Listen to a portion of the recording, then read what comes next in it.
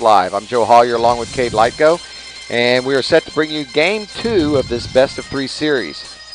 Barbers Hill won last night, 8-2, behind the strong pitching of Hunter Mercer, who really kept the Mustangs off balance all night. Scattered 9 hits, and the Mustangs really didn't get anything going offensively until the 7th inning, where they managed to push 2 runs across late.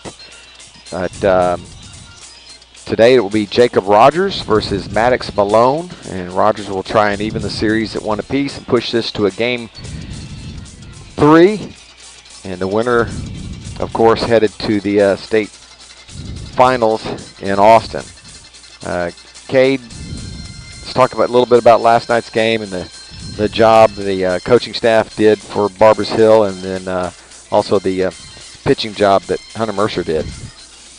Yeah, Hunter Mercer last night was just, he came out and did a job, and total pitch count was like 108 pitches, so pretty much used him up, but he did what he had to do, almost got the complete game out of it, but really just was just effective in changing speeds, changing levels, and just keeping them off balance enough. We had a lot of pop-ups, a lot of rolled over, weak ground balls. We did hit several balls hard, but the ones we hit hard were typically right at them, or they made just great plays defensively. So Barbers Hill put on a little show last night and definitely took it to the FRIENDSWOOD Mustangs, and it's going to be interesting to see how they bounce back with their backs up against the wall here. So I have misplaced a hat and some sunglasses, which are very important right now, considering the noon start time that we have. Oh. Well, our very own Ellie Lightco in the booth with us tonight found the sunglasses and hat. Thank you, Ellie. Oh, looks like we're going straight to the national anthem. Take it down to the field for the national anthem.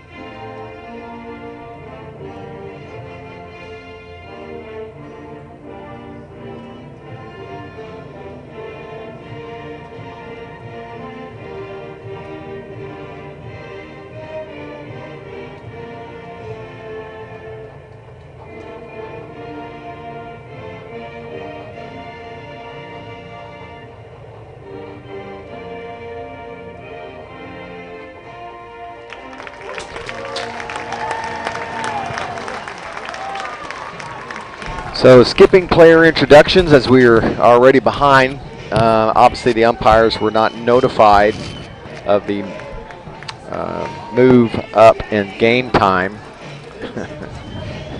Here we are in the region finals, and it has been less than stellar coordination thus far. Not impressed. Yeah, it's been a little rough to get these games going, and I think with trying to coordinate between this game and games after us, and the weather and everything that's going on, there's a lot of moving parts, and I think the communication ball got dropped somewhere, and so both teams came out, went through their normal routines and got ready, and then there was a meeting at home.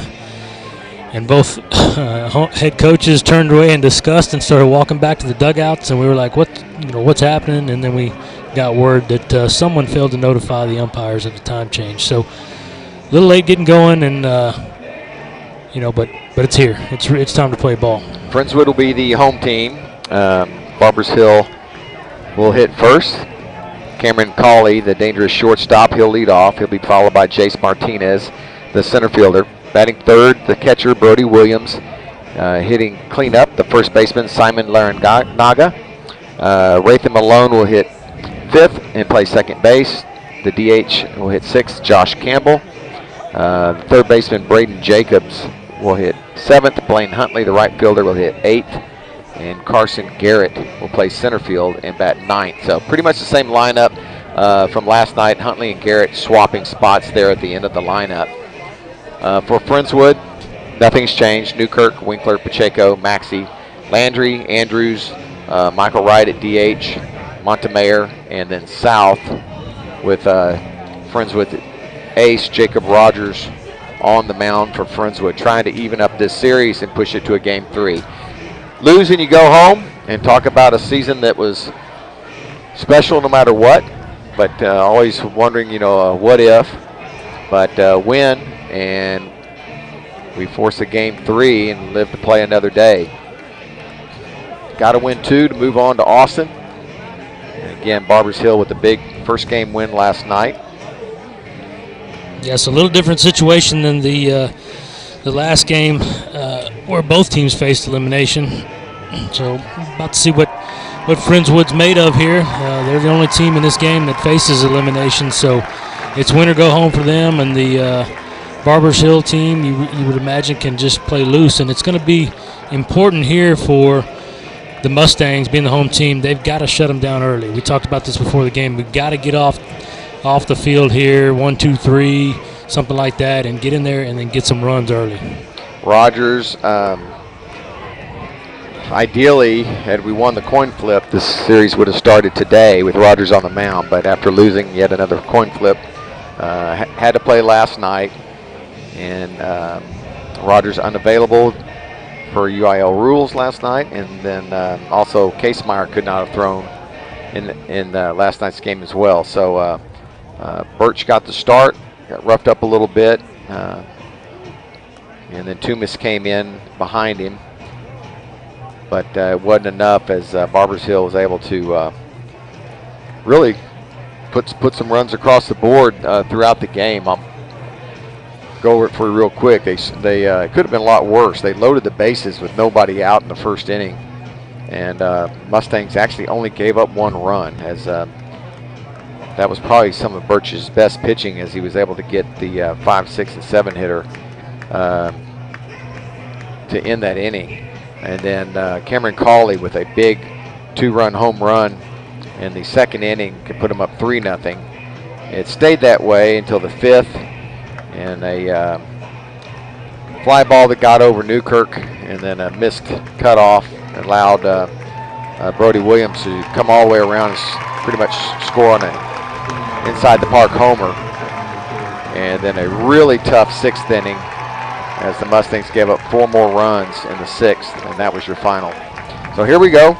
Rogers facing Cameron Cawley. Cawley, the son of one of the coaches for Barbers Hill, takes strike 1 from Rogers.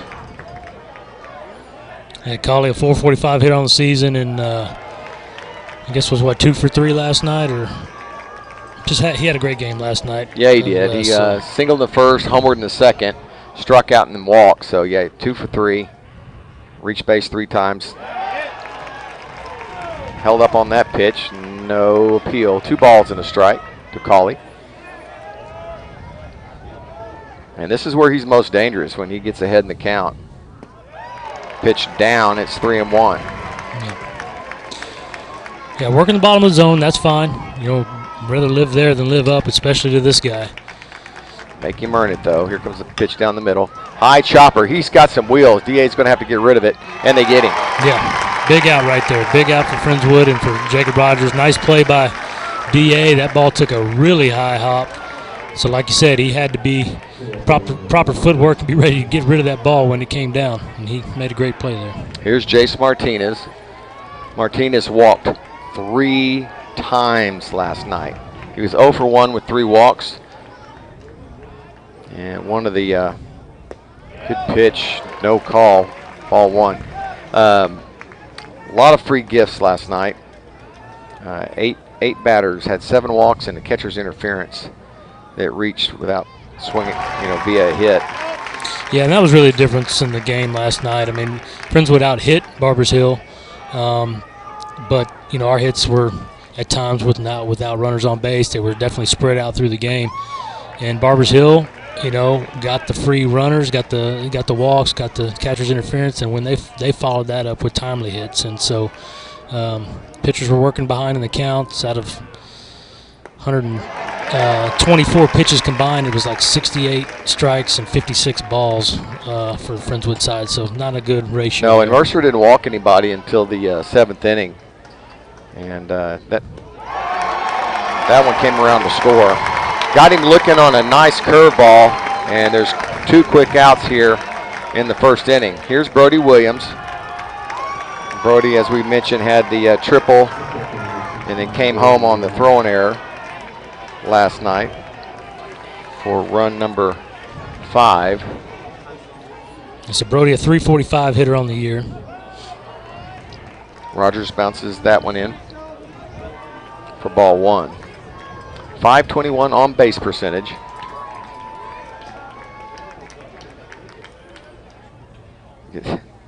Pitch up in the zone. It's 2-0. Not quite the crowd we had last night. Of course, most people have to work today. So yeah, it can be expected to be a little thinner for sure. Right on the outside corner, did not get the call. That was a strike all day yesterday. Yeah, last night. But definitely a different umpire here, and he's behind 3-0.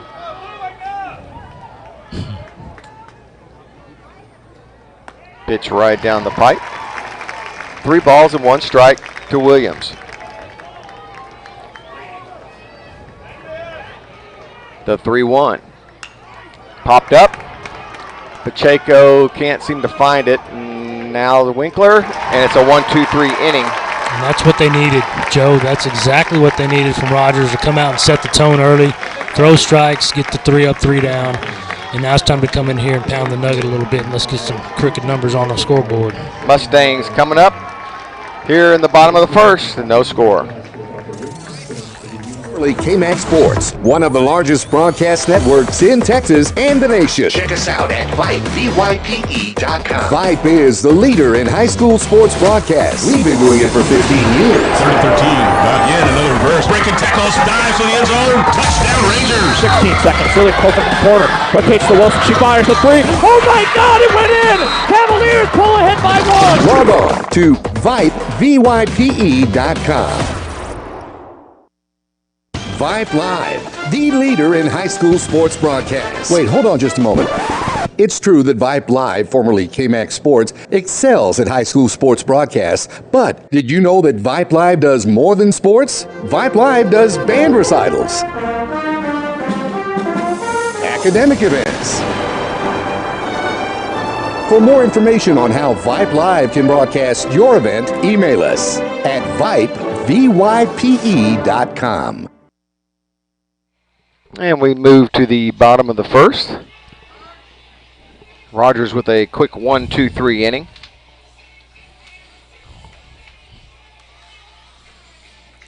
Travis Moore out there talking with the home plate umpire.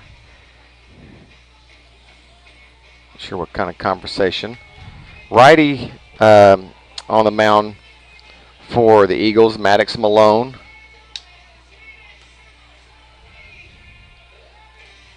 Should be somebody the Mustangs could handle, but thought that last night as well. Yeah. So Hunter Mercer last night, he just really pitched. He mixed it up well. And we'll be curious to see how this young man does here. Just watching him warm up, he's not overpowering or anything like that, but if he can throw strikes and mix it up, I mean, it's pitching, So don't have much information on these guys, pitching statistics or anything like that for Barbers Hill, so sorry for the not having more info, but we get what we're given up here. So Newkirk to lead it off. Kevin 303 on the season. He's hitting 321 in the playoffs.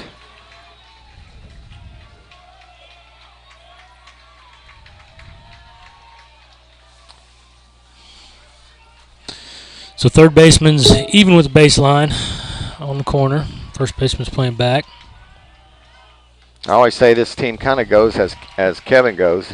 When he's on base, we score runs. Last night, tough night, 0 for 4. Never reached first and that's a rarity for Newkirk. Right.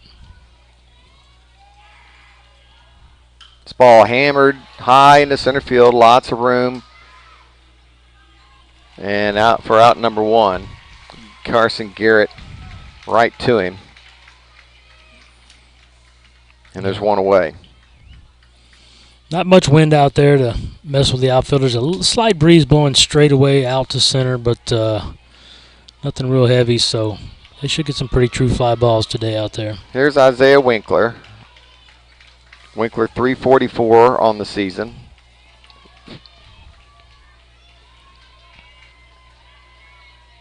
Had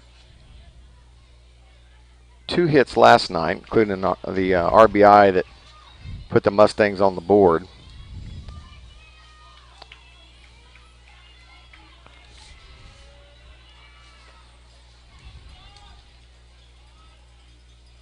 Oh, 1 to Winkler. Down and in. A lot of the faithful have moved up under the short bleachers for whatever shade they could find. It is a warm one. Good breaking ball. No call. Wow. 2 balls and 1 strike. Yeah, first breaking ball we've seen. That was a good one. I'm surprised he didn't get the call there. Surprised Winkler hadn't asked for time yet. This ball is hit to left field. Just a lazy fly ball. And there's 2 away. So a couple of fly outs. Last night it was ground balls. Everybody rolling over on the front foot. And it was out after out after out, just ground balls. And here 2 quick fly balls. So here's Pacheco with nobody on. Which, again, is exactly what Barber's Hill's looking for, to try to face Pacheco and Maxey with nobody on base. Pacheco 555 on the season, 563 in the playoffs.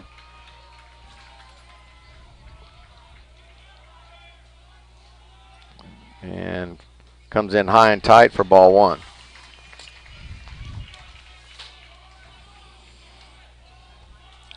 Pacheco finished his night last night with the hard single up the middle there, so hopefully something he can build on and continue the hot streak that he and Dylan have had and find a way on base here for Dylan. Yeah, he and Dylan both were 2 for 4 last night.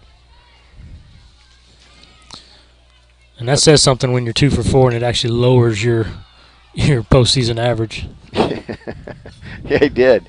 Actually came down a little bit. From 558 to 555. 1 ball, 2 strikes, 2 outs to Pacheco.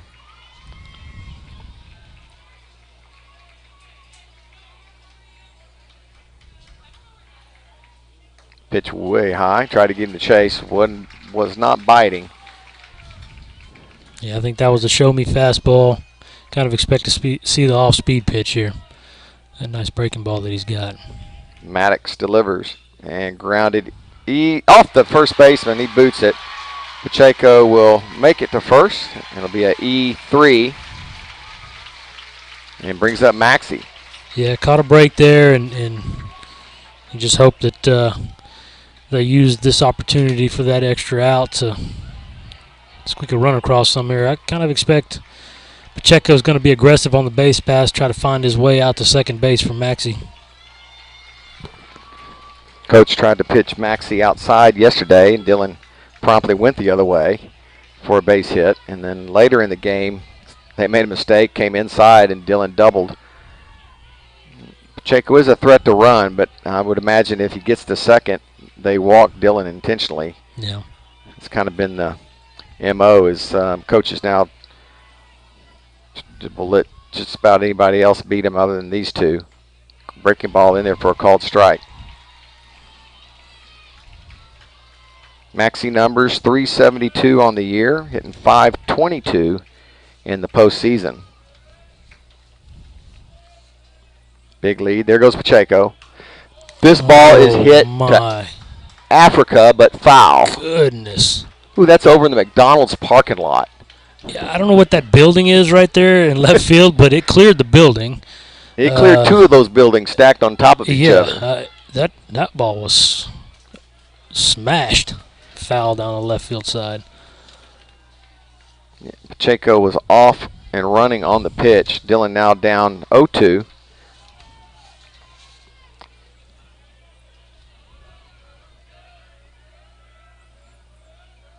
And swung at high heat and missed it. He hit his head. That's been the one thing he has not been doing lately, is chasing that high pitch. But does chase that one, comes up empty, and the Mustangs will leave a runner on. And after one, we have no score, headed to the second.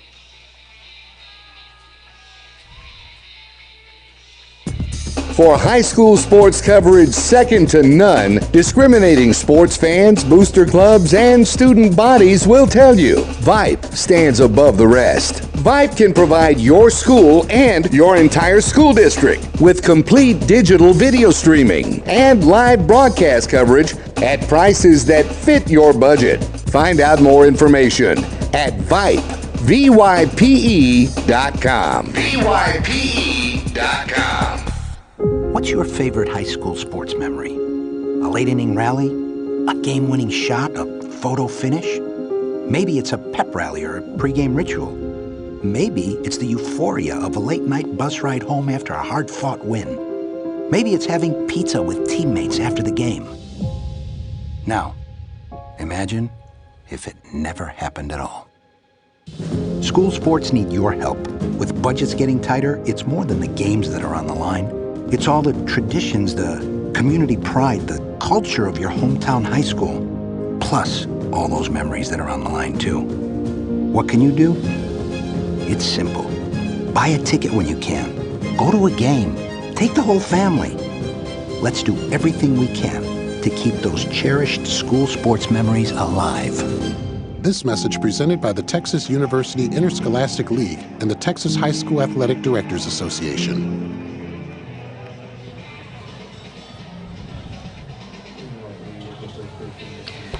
Leading off for Barbers Hill is the first baseman, Simon Laranaga. Laranaga 0 for 3 with a walk last night. Swinging first pitch, fouls it straight back. Yeah, another good hitter here for Barbers Hill. 338 on the year. He's got some pop. I think he has 5 home runs on the season. So, swing it a bit. Mustangs in their baby blue unis. Breaking ball drops in there, a beauty, no call, 1 ball, 1 strike. Home team usually wears the light colors. Nobody told the Eagles that yesterday, as everybody was in the same color uniform, which made it interesting, especially watching from home.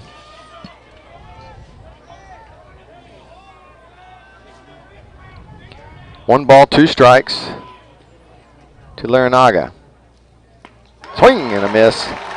Just blew it by him. Strikeout number 2 for Rogers.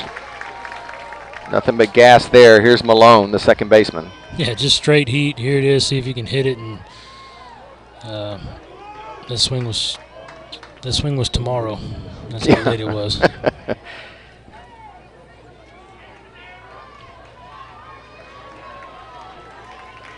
One out, nobody on for Malone. Rogers' first pitch off the plate is 1-0. Thought he might get a call there, but didn't.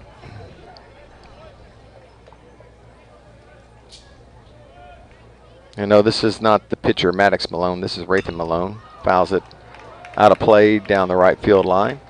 Yeah, second baseman for Barbers Hill. Probably brothers, maybe.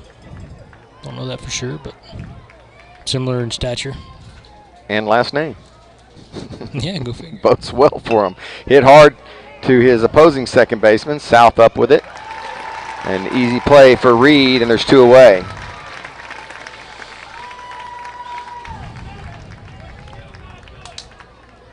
This brings up the DH Josh Campbell. Campbell 291 on the season. .444 on base percentage.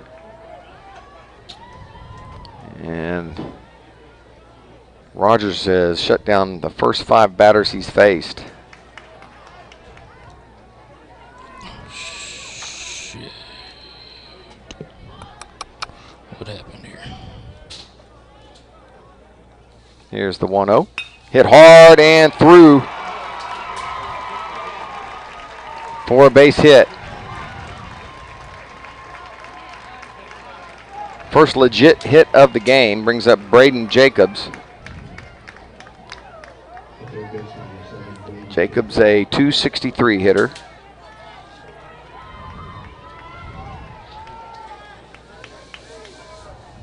Big lead over at first.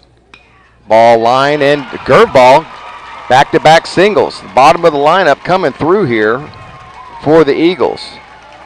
2 on and 2 out now for Blaine Huntley. Yeah, that ball right there was a really good pitch, actually. All speed, low and away, but just kind of flicked it out there with his wrist. Just enough of it to get it over the third baseman, Devin Andrews, in the left field there. 2 on now with 2 outs. Pitch down in the zone is 1-0. See, Rogers not happy with that call.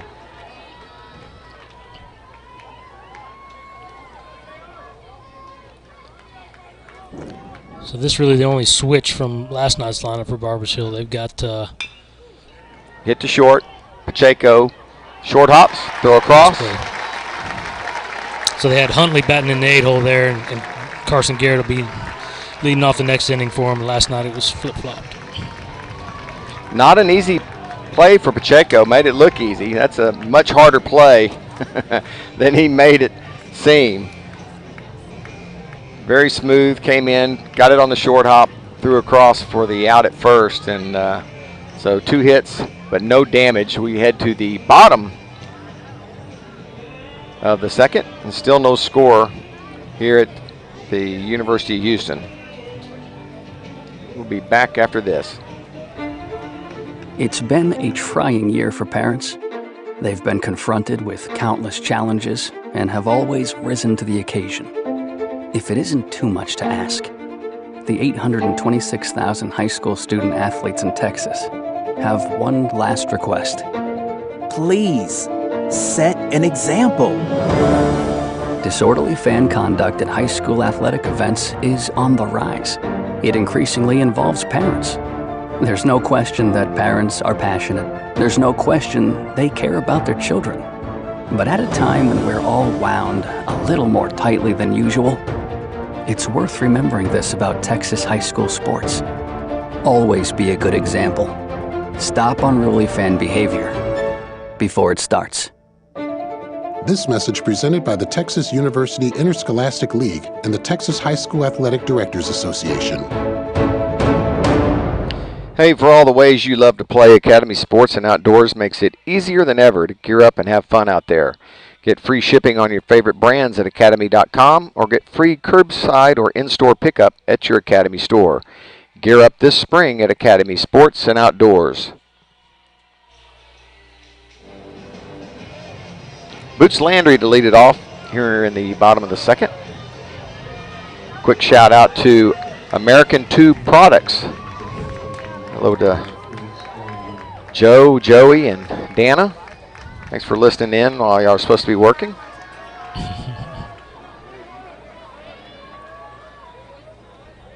Maddox's first pitch is way off the plate for ball 1. A quick shout out to my beautiful wife, Erin. She had to work today, so she wasn't able to make the game, but she's streaming it there in her office. Stanfield Properties there in Friendswood. Pitch up and in, and it's 2-0.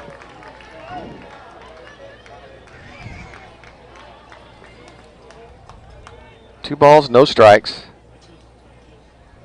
To DA. This ball's hit into the gap pretty hard. Long run by the right fielder. He's not going to get there. One bouncer to the wall, and DA is in with a stand-up double. That was Boots. I'm sorry, Boots. Yeah. Sorry. Yeah, that was huge for Boots. Get one middle in and drive it to that right center field gap. Hit it about 370, 375, one hop in the wall there. Apologies to the Landry family. old eyes looking at a small sheet of paper. Now we have DA.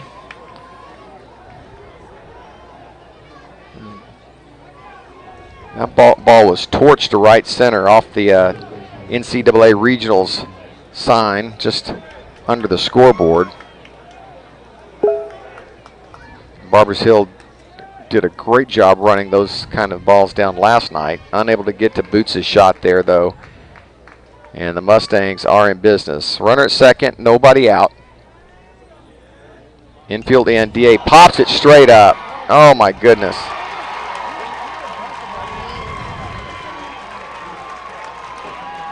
This is a kid that we can hit, so I'm not sure. Of course, one run for Rogers is huge. Yeah, but if you're going to sacrifice, sacrifice. He was actually trying to bunt for a hit there. Yeah.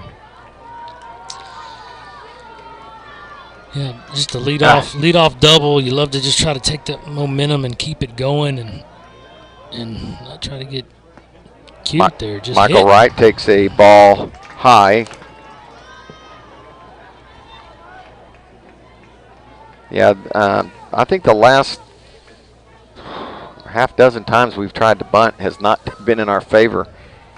It just hasn't worked out. We have not done it well. There's a good pitch, and it's 1-1. Yeah, and all season they were a really solid bunting team, but it has not worked out well. Not in the playoffs, that's for sure. 1 out, runner at second.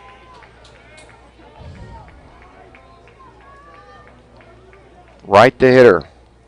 Swings through another curveball, and it's 1-2.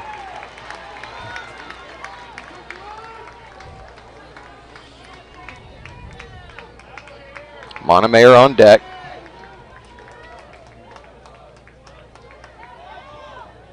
Maddox trying to get out of a jam here. Good pitch outside, though. 2-2. Hit his spot. That's where he was trying to throw it. That's where the catcher had set up.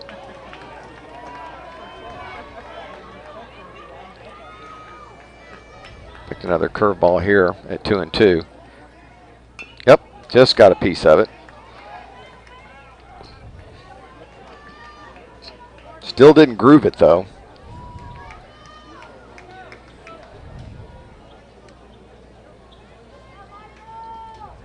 Mustangs have yet to lead the score here in this series. Trailed the entire game last night. No score here currently. Another curveball, and on the outside corner. Got him looking. 2 outs. And here's Montemayor.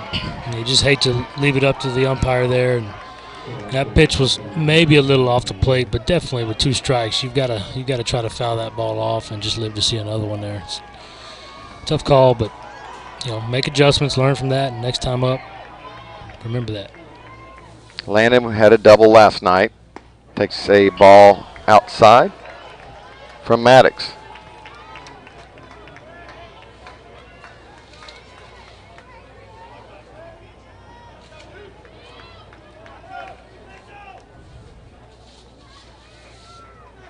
The 1-0. Pop straight up. So here comes Boots, unless the sun's in this guy's eye. Nope, makes the catch.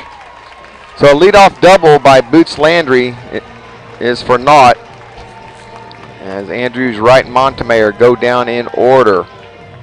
We will head to the third. Still no score.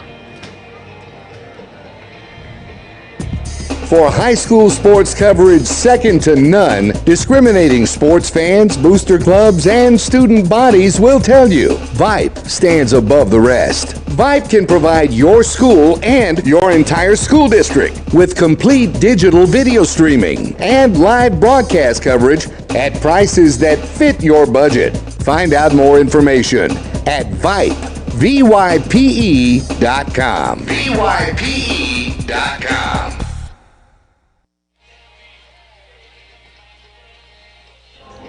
Well, Cade, you kind of hope that it's not going to be another repeat of last night. Again, not an overpowering pitcher. It's something something the Mustangs should handle, but it just seems like they are not themselves right now. Yeah, having a tough time, stringing together hits, and like we said last night's game, they had more hits, but just they're spread out and they're, struggling to find that groove a little bit. And that was a tough inning. You had a big leadoff double there by Boots, who was, you're really hoping to get going again,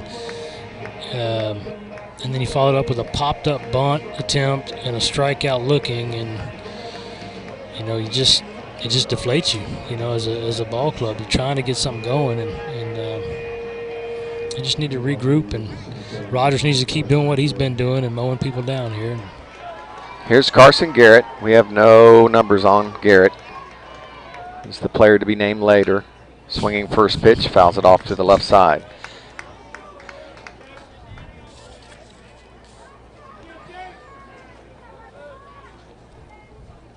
Mustang fans definitely outnumbering Barber's Hill. That one's fouled as away, and so too. So here's another 0-2 count. I expected to see either down and away, some off speed, or just high heat up out of the zone. Looks like down and away. Fastball on the corner, no call. 1 ball, Good 2 pitch. strikes. Good pitch. Yeah, great location.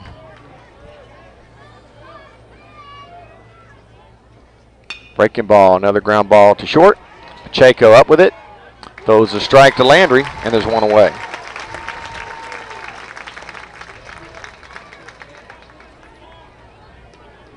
Yeah, good pitching there by Rogers. Really set that at bat up well.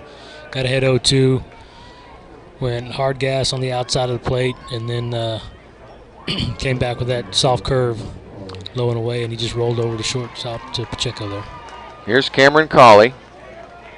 Grounded out to third his first time up. Shows bunt. And it's 1-0 to Cawley. Rogers did get ahead of him in his first at bat. DA even with the bag, so is Boots. Breaking ball in there for a strike, 1-1. And Cawley was taken all the way there. Took his bottom hand off the bat as the pitch was coming to the plate. I think he was just trying to get his timing, kind of see what he was going to throw. Fastball up the middle. Oh, and it's going to get through. Just got by Rogers. Looking to go to 2. And he's going to head back to first. Good wheels over there by Cawley. Just a tough out. That ball was not hit well at all, but just one big high hop. Just maybe 2 or 3 inches over the glove of Rogers, and snuck its way through the infield. Little CNI single there. Third hit of the game for the Eagles. Here's Martinez, struck out looking his first at bat. And this should be a good matchup here. Hit deep to right field. Montemayor over and under it. Yep, bluffing the tag by Cawley. Good job by Montemayor getting around that ball and getting it in quick. 2 down and 1 on for Brody Williams. Williams flew out to left in the first inning. Yeah, the catcher for Barbers Hill having a good season, 345 on the year. Had a big hit in last night's game that we talked about.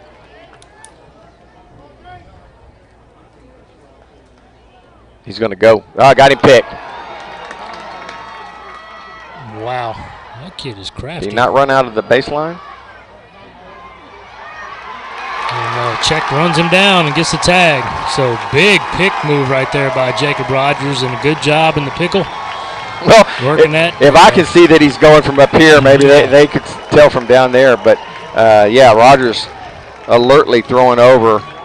I kind of wanted to see him go, just test Maxie's arm, speed against speed. Yep. I think everybody knew they were trying to get to that runner in scoring position with 2 outs, and that was a great job. I don't know if Coach called it or Maxie called it or Rogers just decided it, but that was the right move for sure. So Mustangs coming up. Reed South, Newkirk, and then Winkler. Still no score here at Don Sanders Field at the University of Houston. We'll be back after the break. Hey, buddy, you say you wish someone was covering your favorite high school sports teams? You just couldn't make it to the game and you need to find out now what's going on? Well, my friend, your prayers are answered. Go to Vype, VYPE.com and hit Find Your School to see what Vype is saying about your great community. See for yourself why Vype is the leader in high school sports coverage in Texas. Check us out at Vype, VYPE.com. Select Spine and Sports has the game on in their office. Dr. Dinky and Dr. Hollier.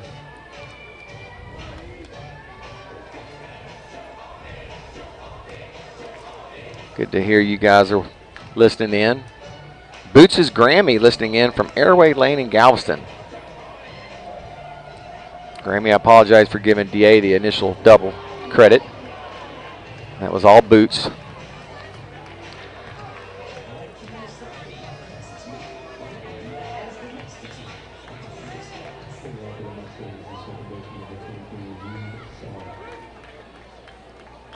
So here we go, bottom three.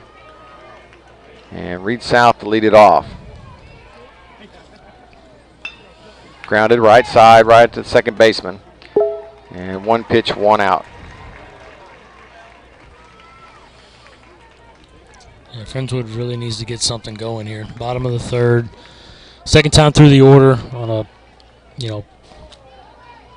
relatively slow pitcher. I think they can make their adjustments for the second time through here. And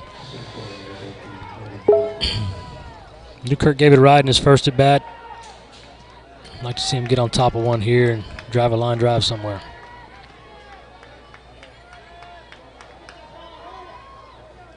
Kevin 0 for 5 in this playoff series. He is due to break out. Fouled straight back at us, just over the top of us.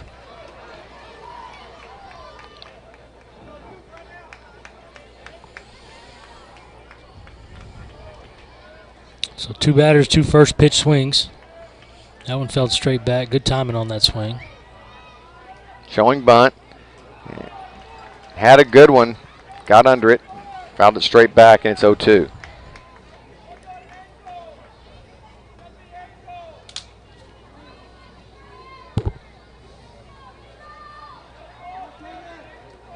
Kids are up at the field around 6:45 this morning. Not sure why they were up so early. Had some Whataburger before the game. And then, of course, we had the delay since nobody alerted the umpires. Storms coming in this afternoon. That's why they moved the game up. San Antonio, Austin area is getting hammered currently. A lot of rain up in the hill country. And expecting to increase here as we get into the afternoon hours.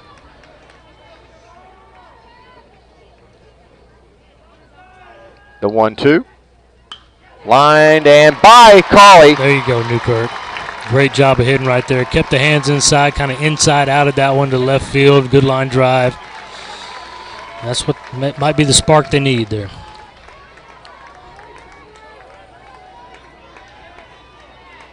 And here's Winkler.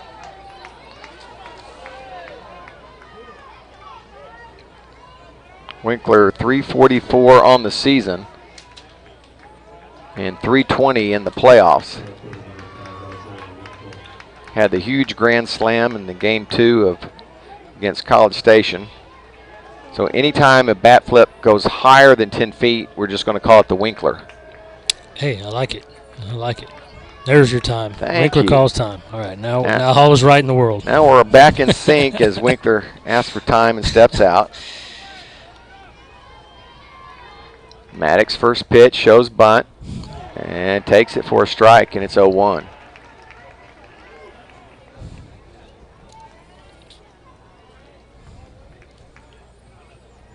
Third base is back behind the bag.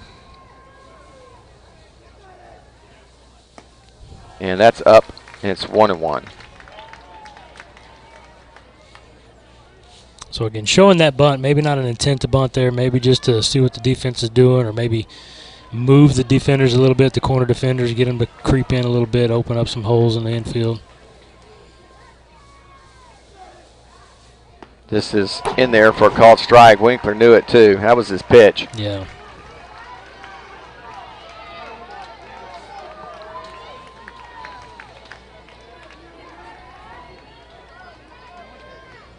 Pacheco on deck. Like to see him get on. Right, there goes the runner. Grounded left side.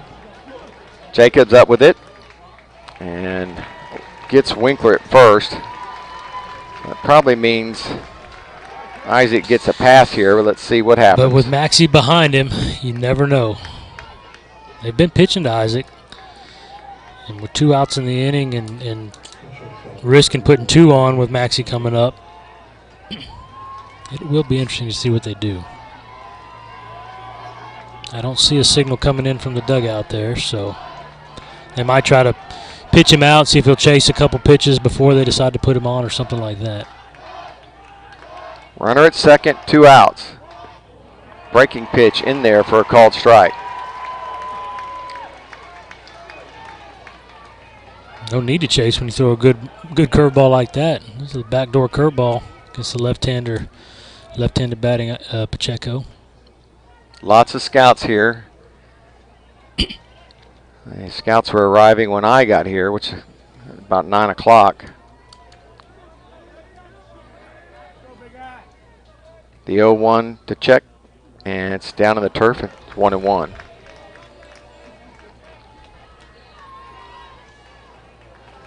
It appears they're definitely trying to keep it away from Pacheco, trying to keep it out on that outer third, outer black. But if he makes a mistake and leaves it middle or middle in, it's could be a long way. No wind here. I mean, flag's just straight down. They're behind in the count. To Pacheco now, 2-1. Yeah, and that last pitch, just a fastball about a foot off the outside corner. Again, the second time through here for these guys. 3 balls and a strike to Isaac. Again, just staying up and away. Not really challenge him, trying to get him to go fishing a little bit. Pacheco has walked 31 times this year.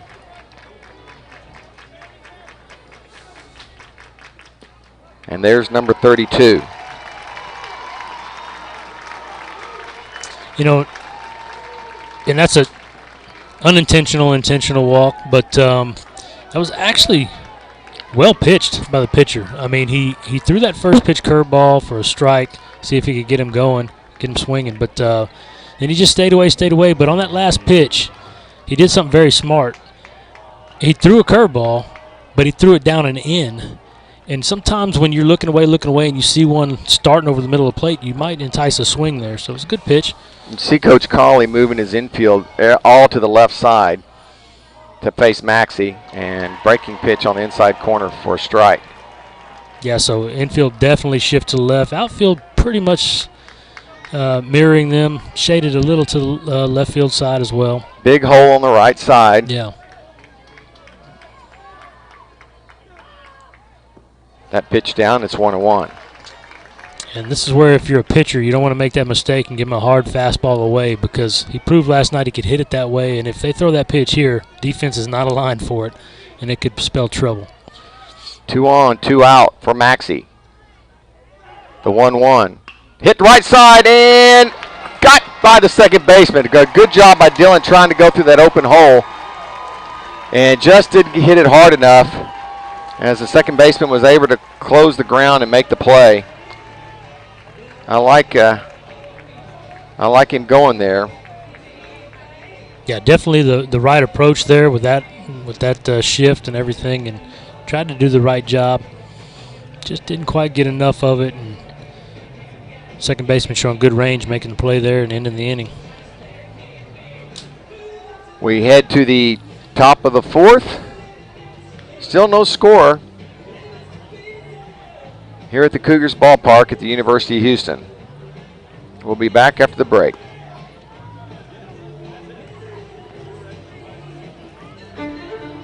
It's been a trying year for parents.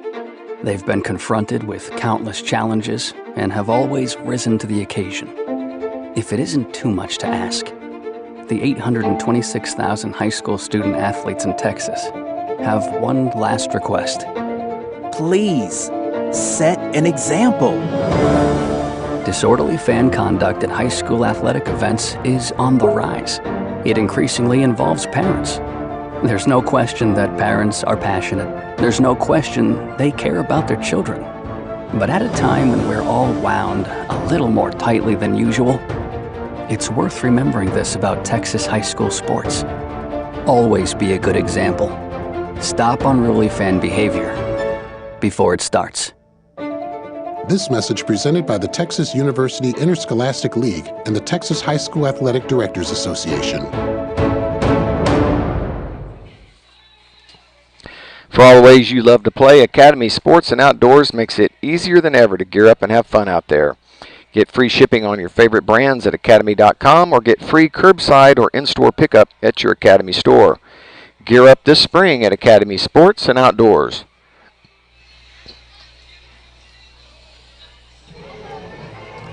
Jacob Rogers back out for his 4th inning of work. Yeah, Rogers currently sitting on 35 pitches through 3 innings. He'll face Brody Williams, who was left at the plate after Cauley was caught stealing. First pitch up. Here's the 1-0 from Rogers. Line foul down the left field line. That ball was scorched. Tell you what, if you're up on the railing in these dugouts, you better be paying attention. No joke. 1 ball, 1 strike. Didn't get the call on the breaking ball, and it's 2-1. Yeah, tough no call there. Good pitch. Dillon held it a little bit extra longer. Said it came around the plate, not across it. This ball hammered to left field. Winkler came in for a second and now retreats back to make the catch.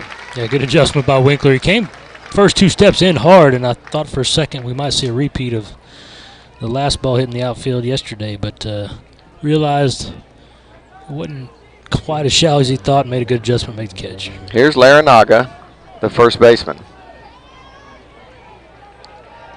338 hitter. Hits from the right side.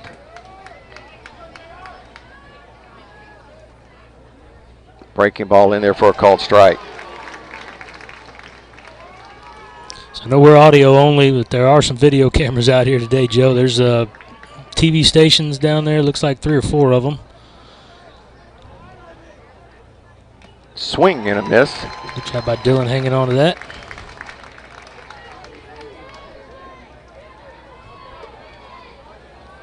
Yeah, I think I see the Fox photographer that I used to work with years ago going high here and chased it but got a piece of it to stay alive. It's still 0-2. Looks like Doug Biggers from Fox 26. Doug's been a shooter for many years over there. This ball's fouled back as well.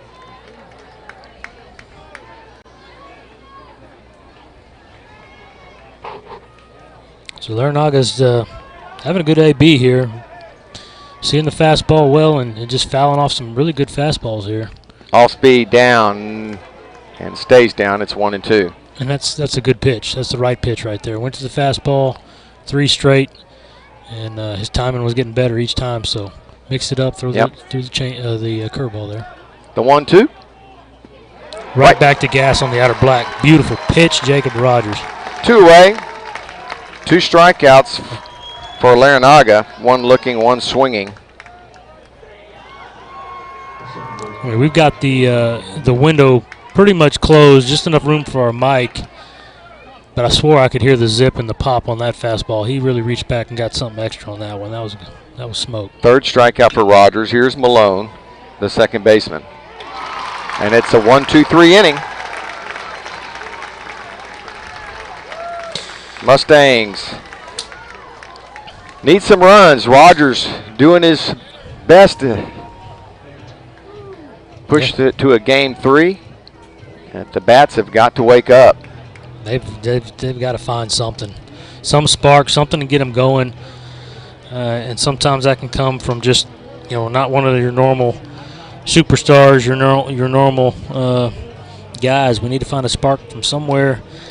In the bottom of this order, Boots started off the inning his last time up, led off with a double. Maybe it's him again. He's going to lead this inning off, and they just got to get something going here. Back after this. There are no words to describe it. The isolation, the boredom, the loneliness. If you're wondering where your teenage son or daughter's spirit went, you're hardly alone. The past year has been devastating, especially for them. But here's the good news.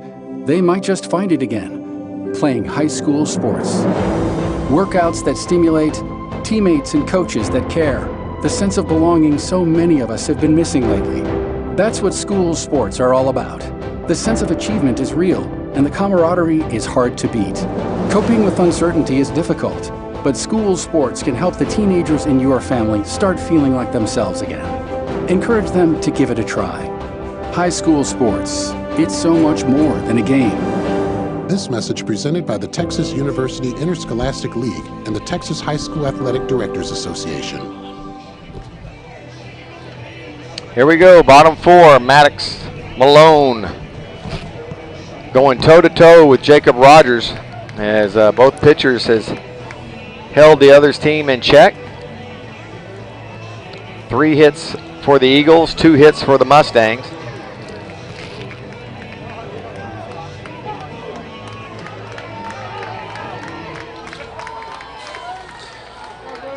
And Landry, who doubled his first time up, will step in the box. Takes the ball off the plate. Close pitch. Yeah, close pitch, but that's a ball Landry's been chasing, and he's seen a little bit better now, and he left that one alone. And this ball in on his hands, fought off, and will drop for a base hit. And Boots Landry is 2 for 2. Yeah, must have been working off the tee, working in the cage. Definitely better swings in his first 2 at-bats in this game, and had good hard double to right center field gap, and that one just inside outed and a little flare into left field, but kept his hands in and fought that one off the hands a little bit. Caden Montemayor will come in and run for Boots.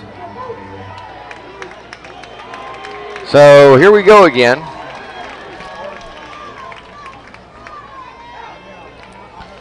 Runner on, nobody out. Last time DA tried to bunt the runner over, popped it up to the catcher. We'll see what Benny has in store for him here. Yeah, DA's been putting the ball in play, and he's known for the kind of that right center field swing, so right side swing. Just like to see him swinging here. This pitch off the plate.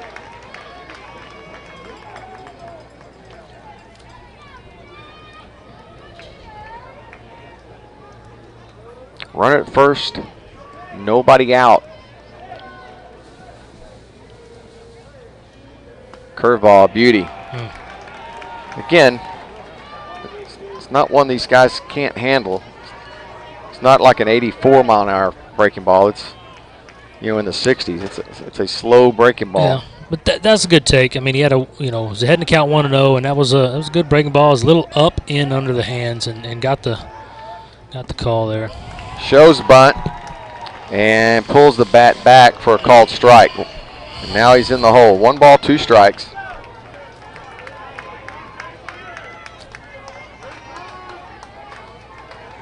Caden Montemayor, the pinch runner at first. DA will have to swing it here. Oh, quick throw over. Caden back. Again, Mustangs in their light blue unis. Barbers Hill in the Royal Navy blue from last night.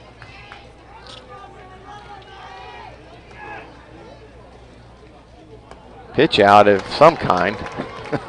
Or just Yeah, that was definitely an intentional pitch out. The catcher kind of stood up and got out there, but that ball was way up and out. 2 balls, 2 strikes to Devin Andrews. Devin hitting .262 on the year. Needs to put it in play. Swings and misses for out number 1. Yeah, swung at ball 3 there. The ball was up and away, and he tried to go out there and hit it the other way, but yeah, some of the playoff averages for Friendswood not great. And again, that a lot of times that just a pressure of playing in a high stakes game, you know, puts pressure on a kid. Oh, there's a high strike call to Michael Wright, and it's 0-1. Some kids thrive on it, some don't. Mustangs have been playing tight thus far in this series.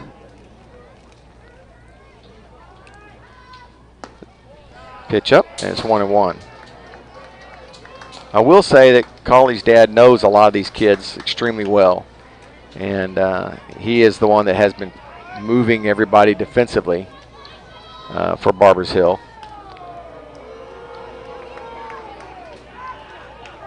yeah, you can tell in their approach they've definitely done their homework. The way they're pitching kids, the way the defense is adjusting to certain batters. There goes the runner. Swing and a miss. And no throw. So a stolen base. Kind of an afterthought swing. Yeah. I'm imagining there was a hit and run on there just by the looks of the swing. He wasn't committed to it, but he knew he was supposed to, I guess. But it's kind of what you said earlier. You thought Friendswood could steal some bases on this catcher. Yeah. They can. And they really can. And you're right. Not even a throw down. Montemayor had a good jump. Tried to get him chase up. Wouldn't do it. It's 2-2. Barbers Hills fans unhappy with the call, but that might have been the best fastball that Malone's thrown today. Had a little more zip on it. And again, just, you know, a perfect spot up in the zone. Yeah. Right, hitting .290 on the year. And he lays off of that one and runs the count full.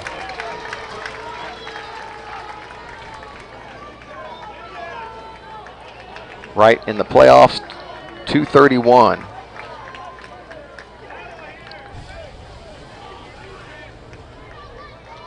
Yeah, and you mentioned the pressure, but not only does the pressure get a little more, but the pitching gets a little better. I mean, payoff pitch. Hit it inside and foul. Jammed him inside. Oh, call a balk. So, no pitch there. So balk moves Caden Montemayor, the pinch runner. He moves him up to third. And I guess the count will go back to 3-1. No, it was already 3-2. It was already 3-2. Yeah, it was already full. Right.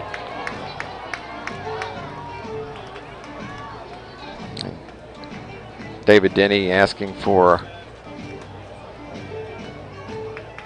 clarification.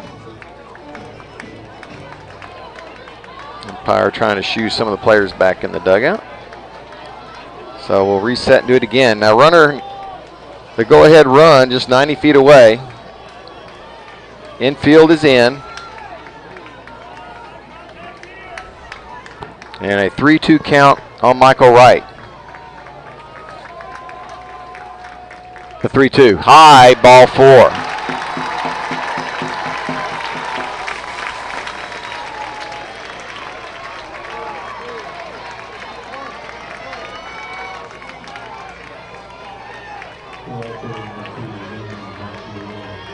Two on and one out for Montemayor. Montemayor flew out to left his first time up. Landing .262 in the regular season, hitting .118 in the playoffs.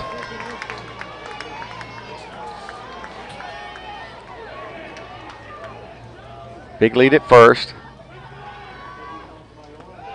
And that pitch stays up, and it's ball 1. Reed South on deck. And then back to the top of the order for the Mustangs. And this may be the spot right here that I was talking about where one of the not the usual suspects becomes the spark. Got a good feeling about this matchup right here. That pitch up as well, and it's 2-0. And here comes a visit, I believe. Yep. You know, Landon, the average doesn't show it. He's had some quality ABs. He's worked a lot of pitches. He just hasn't had the results to show for it, but he's hit several balls hard, and this is where you hope maybe that senior leadership shows up. He is one of the leaders of the team, and this is where you hope he breaks through with a big hit right here, and that could really spark this Friendswood team to just go, take off and run it. Nobody warming up in the bullpen. This is strictly a try to settle your pitcher down visit, and a great job here. It's perfect timing because 2-0, runners on the corner, only 1 out. Your adrenaline starts to really pump, and that's when you start leaving those pitches up like he did on ball 1 and ball 2. Benny maybe thinking about a squeeze here. Good head, should get a good pitch here at 2-0. Right at first. Here it is, the squeeze. It's a safety squeeze. Now they're going to try and get him, and it's too late. Poor base running. Absolutely not how you pull off the safety squeeze there. So Caden did not either get the sign, but Landon laid down the perfect bunt. And Cade did not go until they went to first base, and the throw back home caught him at home. So it's a double play, inning double play, and the Mustangs do not score. Totally turns the momentum around. Rogers now tasked with trying to turn it back into Friendswood's favor.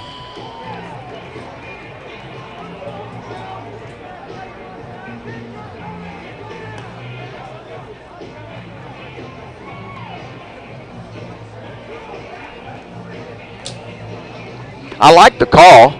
I like the squeeze call, and it would have worked if your guy at third takes off like he's supposed to.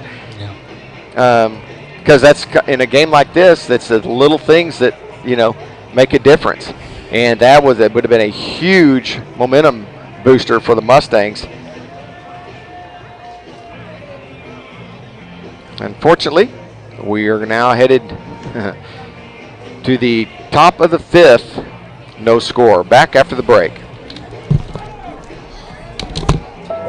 Are you worried how 2020 has impacted your teen's social development? We are too. Want to know what might help? Participating in the performing arts in high school. It's been hard being a teenager recently. Hard to cope, hard to keep up, hard not to feel like you're missing out. Everything's different and nobody knows what's next. Encouraging your son or daughter to participate in performing arts can really help. Those are high school activities like band, orchestra, choir, theater, speech, and debate. They'll make new friends, develop confidence, and feel the satisfaction of being part of a team. Participation in the performing arts aren't a cure-all, and they certainly won't make the pandemic go away, but they will make the teenagers in your family feel like they're part of something special. This message presented by the NFHS and the Texas University Interscholastic League. Back live action. South will flip it to Boots for out number 1.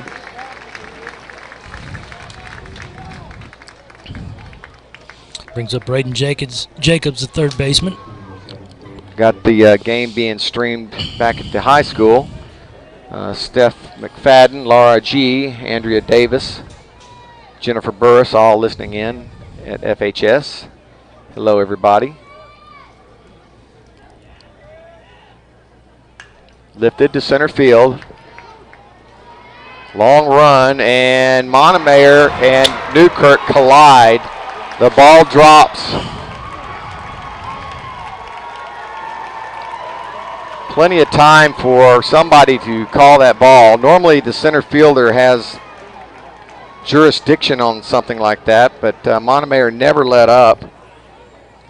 Yeah, that ball was just barely to the right center side of the big UH logo there, so certainly a ball you think the center fielder is going to camp out under and take charge of, and I think that's what Newkirk was doing. It'll go down as an E9.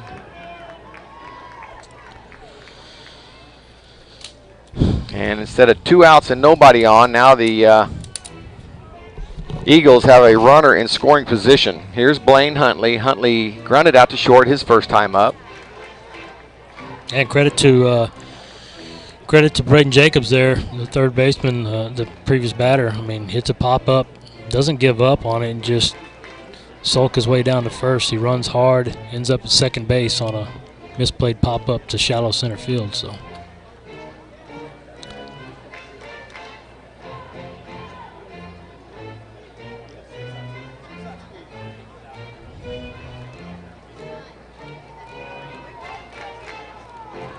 And Newkirk had gotten to the ball first. I'm just stunned what happened. Not sure what happened. Just not Newkirk certainly didn't look too happy with it, though. Mustangs going to have to regroup and fast. 1 out, 1 on for Huntley. No score, top of 5. Rogers trying to keep it here. Breaking ball in there for a called strike. Beauty. Only the second runner to reach second base. This one is unearned, though. Big lead at second. Looks him back. Yeah, good job by Rogers there. He kept creeping, No need to make the throw to second. Just step off and say, I got you. You know, I see you. And that'll shorten his lead up a little bit. The 0-1. Swing and a miss. Off speed. Had him way out in front. Candace Ayers, Officer Wagoner.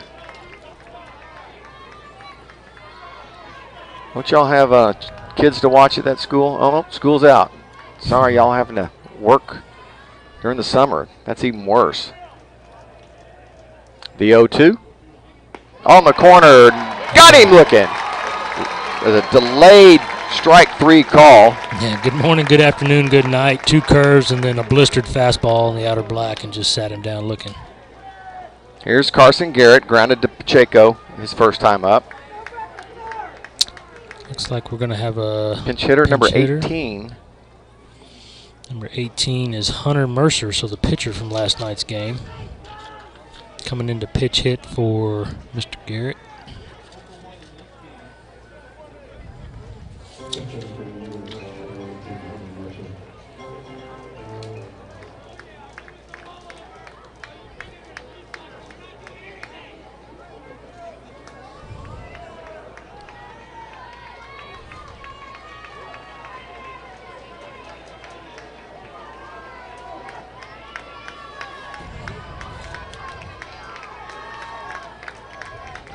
Two outs, runner at second.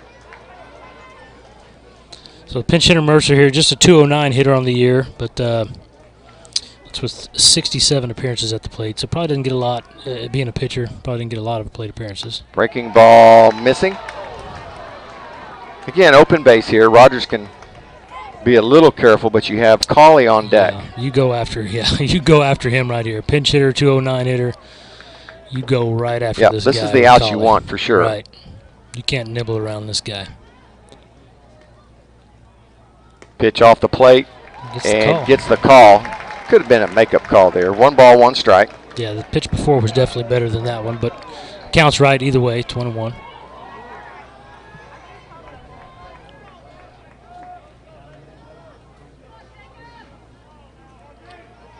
Jacob delivers. Grounded. Left side. Calls it a fair ball. The long throw. He launches it into right field and over the base. The run's going to score. DA just let it fly. Threw it out of the park. Not just over the base. He threw it over the fence into the grassy lawn area on a fly. So here we go. Making use of or making the mistakes hurt, and that's what the difference has been. 2 errors in the inning leads to a run for Barbers Hill. 2 uncharacteristic errors. And now Colley with a runner at second will face Rogers. So it looks like Carson Garrett came back in to run now for the guy who pitch hit for him, Hunter Mercer. So Carson Garrett back in the game at second. Got the ground ball you wanted.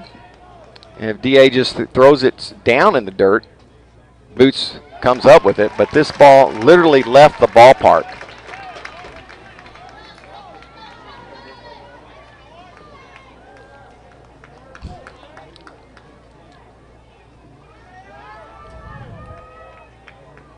And this team has won 32 games in a row.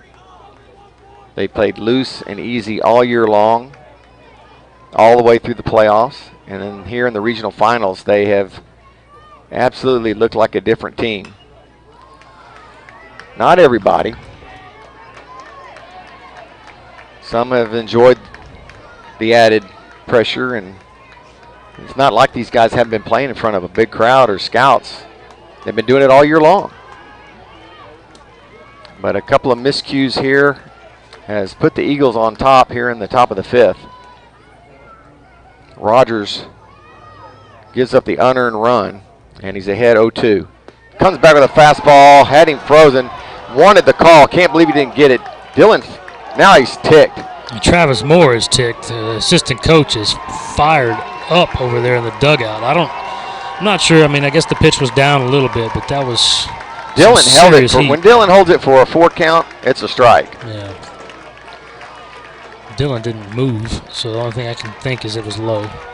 This pitch is probably going to be about 2 feet high because of Rogers' adrenaline. Grounded left side, Pacheco, backhand, quick runner, and it gets by Boots. Another run scores.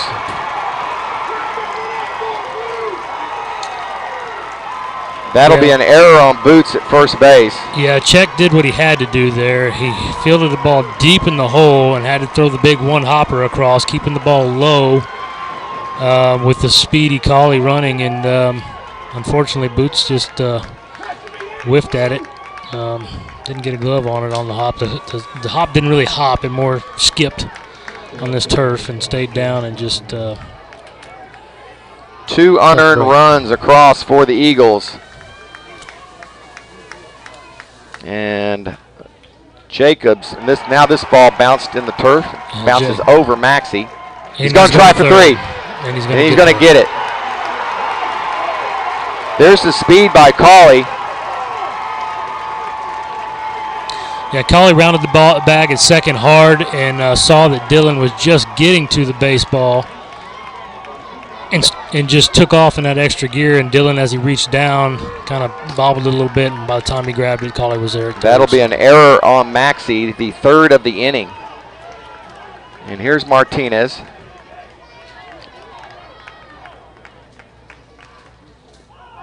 Good block there by Dylan.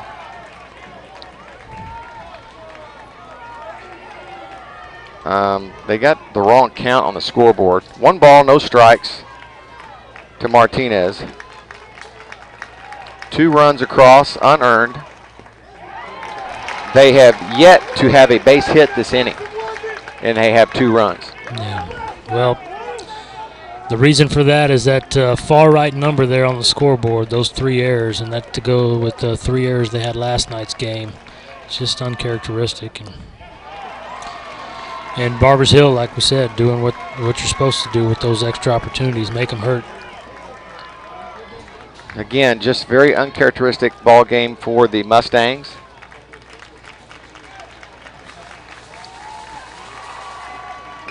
Line softly to south, and that will end the inning. But damage done. And Rogers is not a happy camper right now. He sprinted off the mound, and he got out here and got in the dugout quick, and he just wants to go cool off a minute. He's doing his job, and offense can't get going, and defense is letting him down a bit. South will lead it off. Mustangs trail by 2. We'll be back after the break. Looking for future leaders we can trust and believe in? Look no further than the high school student athletes right here in Texas. High school sports teach young people how to be effective leaders. It begins by making their grades and being on time for practice. It includes learning to listen, following directions, accepting responsibility, being a good role model. And it's about respect for officials, opponents, the rules, and each other. The result? It transcends sports. It gives us hope for the future. High school sports. There's so much more than just a game. This message presented by the Texas University Interscholastic League and the Texas High School Athletic Directors Association. Well, if you're having trouble believing it at home, we have the same problem here. Hard to believe what I just saw. An inning that I haven't seen all year long from these guys. And with one out and nobody on, Montemayor and Newkirk collide out in right field for error number 1. Yeah. And then it should have been 3 pitches, 2 outs, and it wasn't. And then it just unraveled. An E9, an E5, an E3, and an E2. And it's just, you know, oh my goodness. Yeah, it's really 4 errors in the inning. They've only got 3 on the board. Yeah, but it's really 4. It's really 4. Here's South. South has been pretty. He better hustle. He better hustle. So South swinging first pitch, has his first hit of the series as he lines that one into right field. Yeah, and he hit that ball hard to right, and the right fielder was playing shallow and knew he had a shot to throw him out at first, but he bobbled the ball on the hop. One hopped him, but he just kicked off his glove a little bit, and that allowed South to make it there in time. Brings up Newkirk. 1 for 2. These boys got to get it going.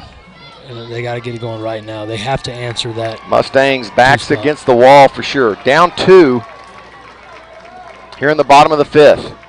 Elimination game. Win or go home.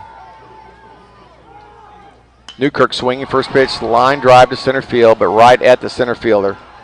And there's one away.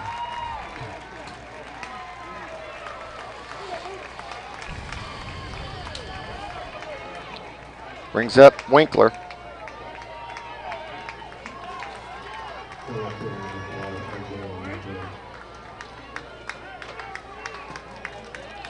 Winkler 0 for 2 today. Flew out to left, grounded out to short.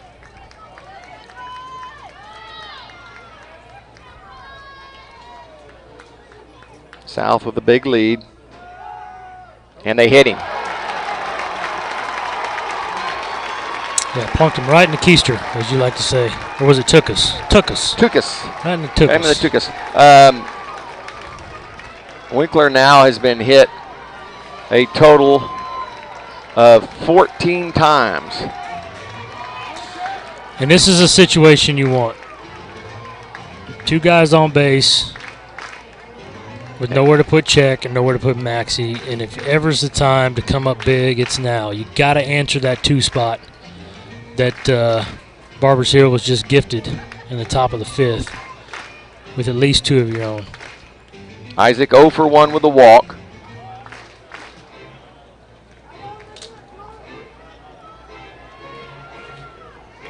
Still nobody in the pen for Barber's Hill, so it appears this is Malone's game.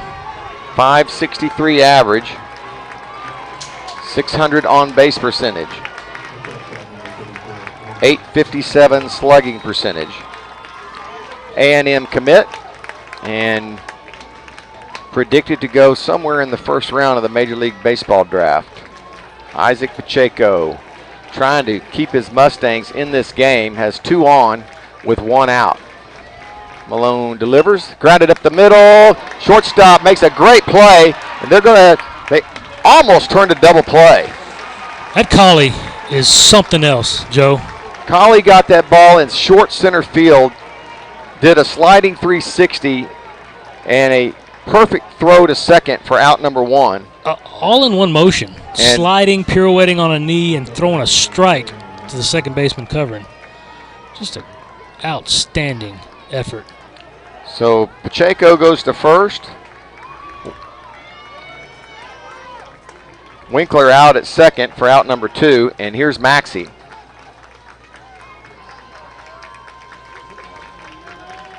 Pacheco better be careful. They might try to pick him here. Maxey 0 for 2, and that pitch is inside.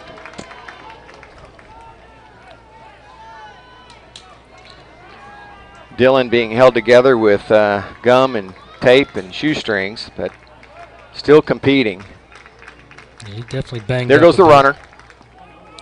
Maxey taking all the way, and it's 2-0. And that could not work in Friendswood's favor with 2 outs, a base open, Maxey at the plate. They're going to put him on, face Boots.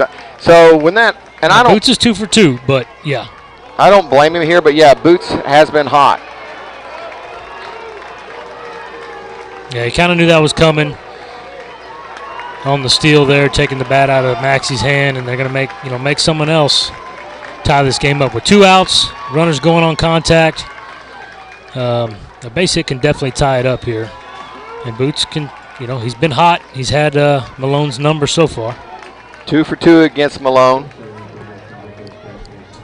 Double in the second, and then a single in the fourth. And not any pressure, kid, but this is the Mustangs season. If you're going to get back in this game. Bases loaded. Boots Landry at the plate with 2 outs. Malone's first pitch. Way high, ball 1.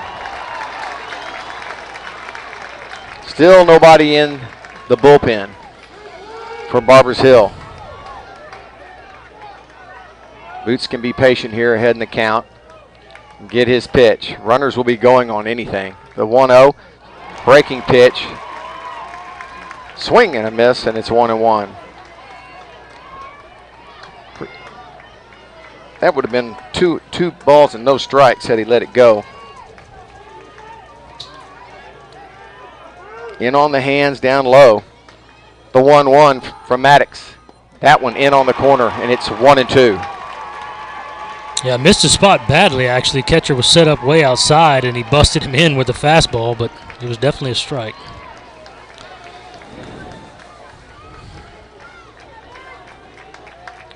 One ball, 2 strikes, 2 outs, bases loaded. Malone delivers. Fouled out of play. Landry fights that off. Pitch up and in.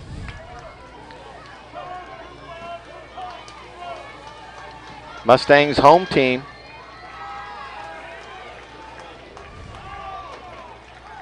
Really need some good aggressive secondaries here. A ball in play. They've got to be on their horse.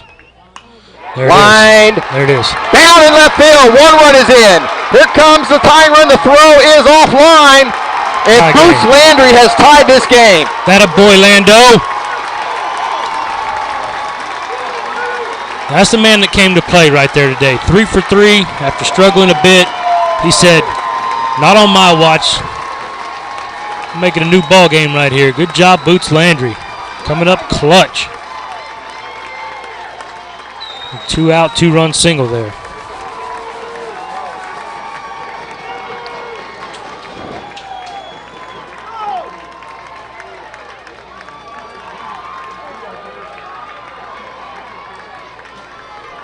Now Devin Andrews will be stepping in to face Malone. Devin's had a couple of tough at bats, so I'd like to see him get going here. Maybe follow that boot tip up with one of his own and get another run across for 2 outs and runners moving on contact. South started the inning with a single. He comes around to score, as well as Pacheco on the Landry 2 RBI single. Runners at first and second for DA. Go ahead run at second. DA swinging first pitch, lines it to right field. Long run for the right fielder. Will he get there? He does. saves a run. Blaine Huntley continues to play stellar outfield as DA was bidding for extra bases and the Mustang lead. Yeah, just too much air under that fly ball to right field. If he had hit it a little flatter, it's an easy double, possible triple into the corner there. They had him shaded left, so. Landry with the heroics, and Rogers back on the mound, and hopefully the Mustangs are back in their groove. We will go to a quick break and be back for the 6th inning. For the end zone, touchdown, Ryder Hernandez on 4th and 2 from the 17. Sure, Vype Sports brings you the best in area high school football, but Vype brings you exciting high school volleyball action. Dive in the middle for the back row. Here comes James and gets the kill. Vype brings you walk-off home runs on the diamond. Line drive, deep to left. It is going, and it is gone! From lacrosse to the pitch to the court and more, the leader in high school sports coverage is Vype Sports. VYP.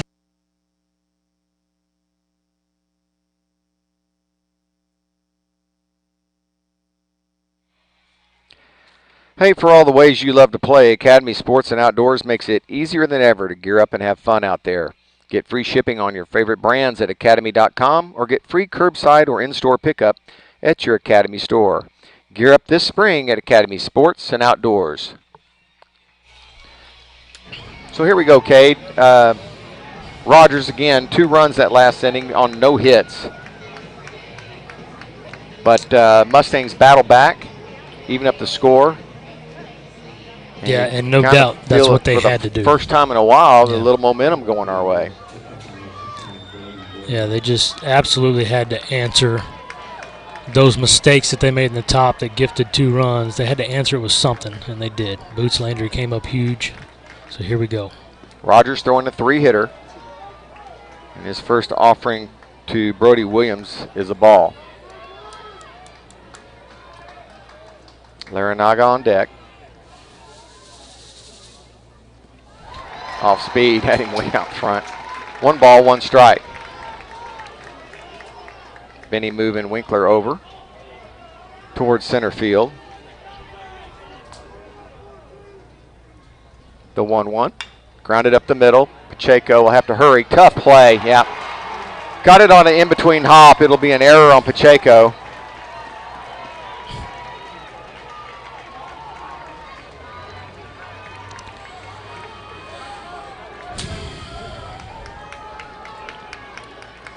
Yep, just couldn't decide whether to stay back or attack that one, and that indecision caught him right in between. Could not get it on the short hop because of that moment of hesitation, as you mentioned. Rogers just got to keep getting those ground balls and realize he's a ground ball away from just getting a double play and being right back where he wanted to be. And buries one, and it gets away. This ball bounces away from Dillon. Rogers bounced that one in there, and the runner will get to second. So another runner in scoring position without the courtesy of a hit. Kind of would think a bunt. Oh yeah, you've got to move him over here. DA's back behind the dirt. So is Boots. Kind of sleeping a little bit in this situation. I mean, I know it's your 4-hole hitter, but can he get him at third? No. Ground ball to Pacheco, and the runner moved up on the throw. Pacheco from the ground tried to get him at third. That was his only play. Yeah. The throw was up, and DA's tag was late. Even getting to that ball was a great athletic effort by Pacheco. He had 1 play only, and that was to try to get it to third quickly, and he did, but just not quite quick enough. The runner was moving. It'll be an infield single. And it'll bring up Rathan Malone, the second baseman. First and third, nobody out. Eagles battling right back against Rogers. Shows bunt, takes a strike. And this is where you got to be sure everybody's on the same page. I see Reed coming in shallow. Isaac still pinched back. Now Reed moves back. DA's up. Boots covering the runner at first. So see how they play the bunt. Popped it up right at Rogers. He makes the catch, and everybody gets back safely. So a gift there, popping up the bunt, giving us the out with a runner on first. Now a double play to get you out of the inning. Here's Campbell, the DH, singled and then grounded out to Reed at second his last time up.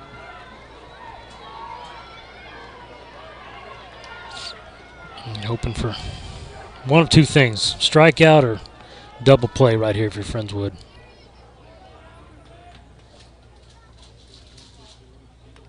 Got a piece of it, strike one.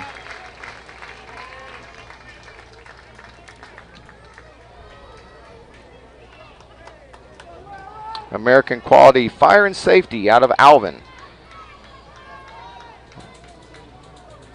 Putting on their rally caps. Thank you, guys.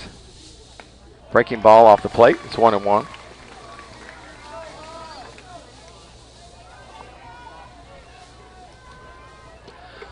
One ball, one strike, one out. Runners on the corner.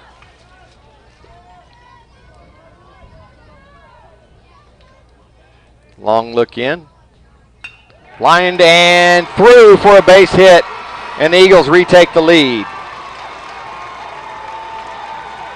Yeah, left that off-speed pitch up a little bit, and batter did what they're supposed to do with the high off-speed, and that was hammered into right field.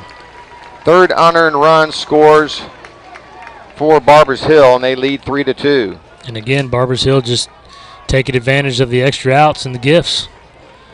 An error puts him on, and just like that, he's all the way around to score the go-ahead run.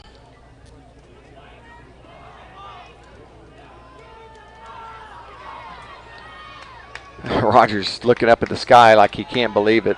And I'm with you, son. Not a whole lot else you can do.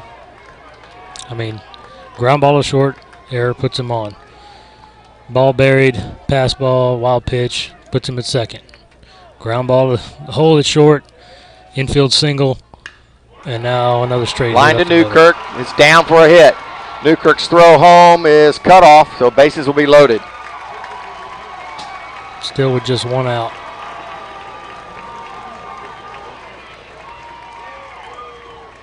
Looks like they're going to make a move to the pin. Yeah, 3 hits in the inning, which shows Rogers is pretty much spent physically. And he'll get a nice ovation from the crowd. Yeah, he is not happy about coming out right now, though. You can tell that he knows it could have gone much differently for him. He pitched great, just wasn't getting the typical help behind him. So making the move to Casemeyer here. Griffin Casemeyer, the junior right-hander, coming in to see if he can stop the bleeding. Give Barbers Hills credit. They've taken advantage of miscues.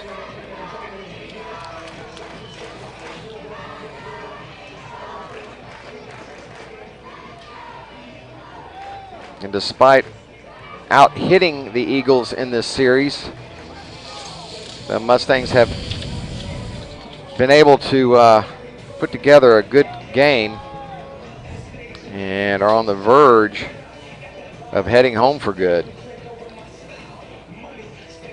They trail 3-2. And bases are loaded with just one out.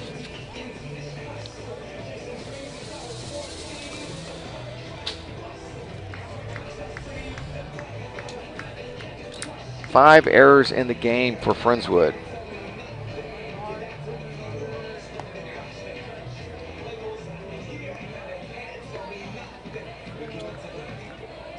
Five. Yeah. Casemeyer getting his warm-ups in. Yeah, it's 8 errors in the last 2 games, which is definitely more than they had all year. I mean, it was in the regular season. So just kind of uncharacteristic and not what you expected to see at this point. Still time left. Still outs left. They got, Friendswood's got 6 outs left, and they trail by a run here. The key is for Griffin to come in here and throw strikes and try to get get out of this without letting any more cross. Here we go. Laranaga at third, Campbell at second, Jacobs at first. Bases loaded for Blaine Huntley, the right fielder, who made an incredible catch out in right field to keep Friendswood from taking the lead in the top half of the inning. Pitch off the plate for ball one. Mustangs have not fared well with bases loaded here recently. Need a ground ball. Curve ball, no call, it's 2-0. And you hate to get behind 2-0 with bases loaded here. The 8 hole in the order. Huntley a .261 hitter on the year. Down and away, 3-0. And I keep going back to the botched suicide squeeze.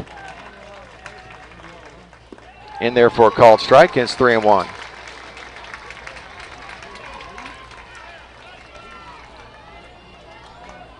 Yeah, just a momentum changer for sure in that instance. Pretty sure Huntley's taking here on 3-1. Nope, swinging. Gets a soft roller to Reed. Goodness. South's going to have to hurry. They get him. No, they call him safe at first. Another run crosses. And very close at first base. And just another tough break for Friendswood. The ball was pounded into the turf. Took about a 20, 25-foot high hop. Took forever to get down, and Reed did all he could do. I mean, it was in and out of his hands quick and over to first, but credit to the runner Huntley there hustling down and beating it out. But there was just nothing Reed could do with that ball. You can't go up there and get it when it's 15 foot off the ground still. So 4-2 now. Good block by Maxey, and it's 1-0. It was the 6th inning. The Mustangs fell apart last night, and it's the 6th inning that we're in now. Call strike, and it's 1-1. Clouds, menacing clouds forming in center and right field.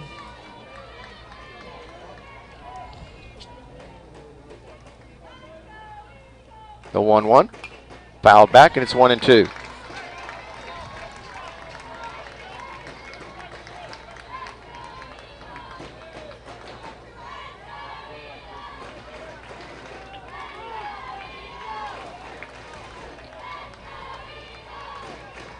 Four hits in the inning, all singles. And that pitch is down 2-2.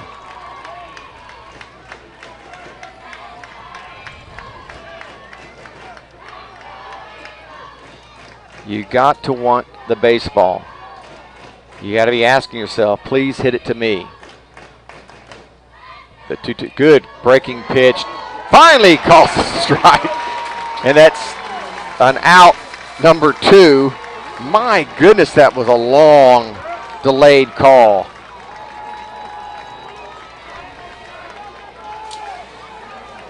And here's Cawley with bases loaded.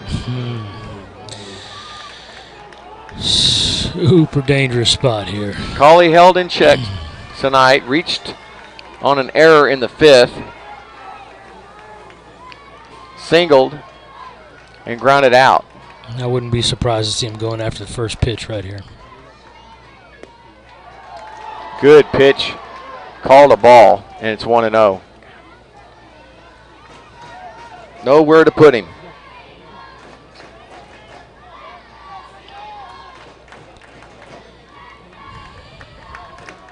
Casemeyer, the hero against College Station. This ball gets by Maxey, but not far. And it's 2-0. Yeah, I think that ball was bounced up there, and it got over Maxey's shoulder, and I think hit the umpire in the chest pad, thankfully, and dropped right at Maxey's feet. So behind 2-0 to Cawley is not a good place to be. Homered last night. Swinging, hard ball to second. The flip to short.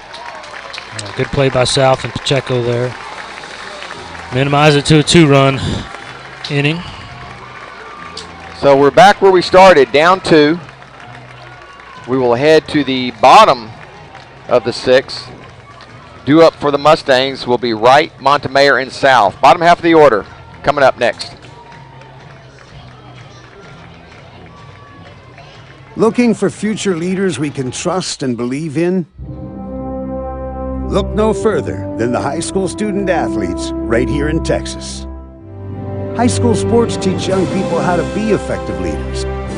It begins by making their grades and being on time for practice.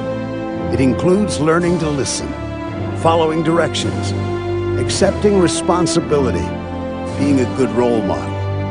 And it's about respect for officials, opponents, the rules, and each other. The result? It transcends sports. It gives us hope for the future. High school sports. There's so much more than just a game. This message presented by the Texas University Interscholastic League and the Texas High School Athletic Directors Association.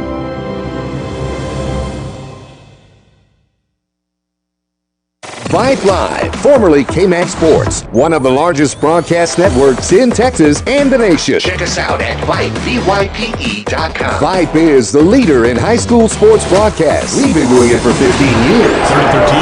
Not yet. Another reverse. Breaking tackles. Dives to the end zone. Touchdown Rangers. 16 seconds. Really close at the corner. Rotates to Wilson. She fires the 3. Oh my God! It went in. Cavaliers pull ahead by 1. Log on to Vype, VYPE.com. Well, Cade, somehow, some way, we have got to manage to load the bases up again for Boots Landry. Yep.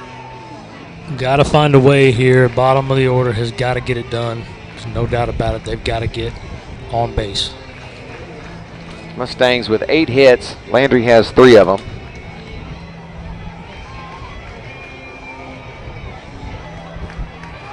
So you got Wright, followed by Montemayor, and then South.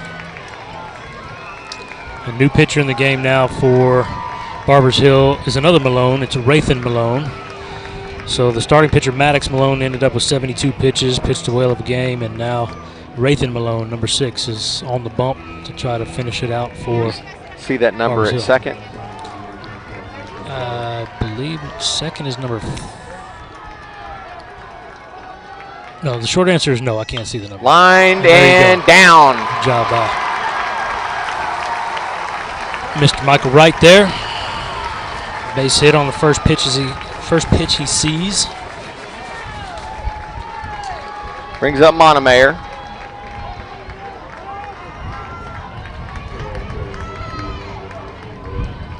Good news for Montemayor, this is not a bunting situation.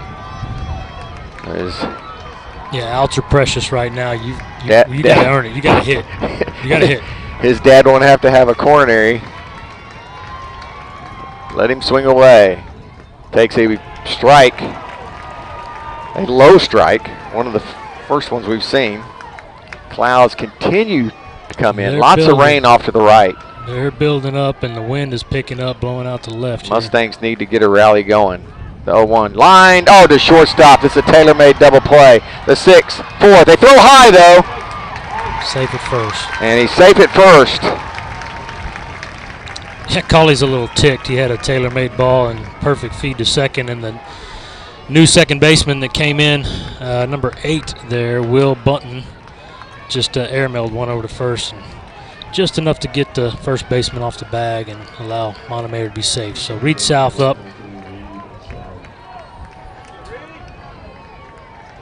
So there's your guy right over there at second. Let's hit a few balls that way.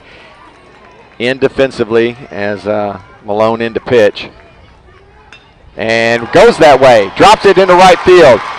And they boot it. Tried to I think that's an opportunity to try and deke somebody into running. Yeah. 2 on with 1 out. So bottom doing their job. 2 hits.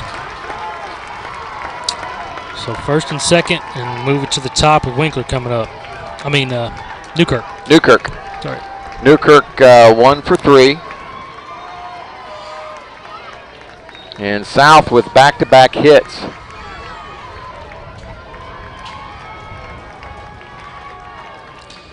Yeah, it's just important not to try to do too much right here as a batter. Just stay within yourself, do what you do well, look for the pitches you can hit well, and just try to go station to station and just next in line, next in line. Rathan Malone trying to close it out for Maddox Malone. And Newkirk takes the ball low. Mustangs answering back. Go ahead, run at the plate.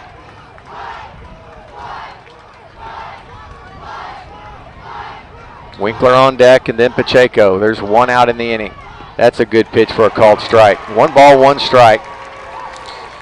Good pitch and a good patient take by Newkirk there. Ball down and away, but definitely a strike, but not what you're looking for on a 1-0 count. Get you one you can handle and hit hard somewhere. Lots of room to run if he can pull one down the right field line.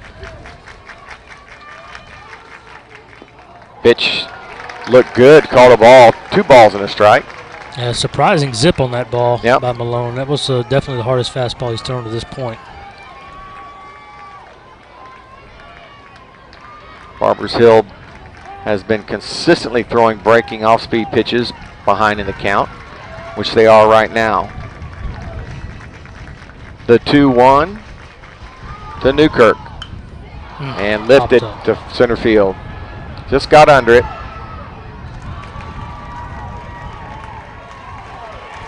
And there's 2 away.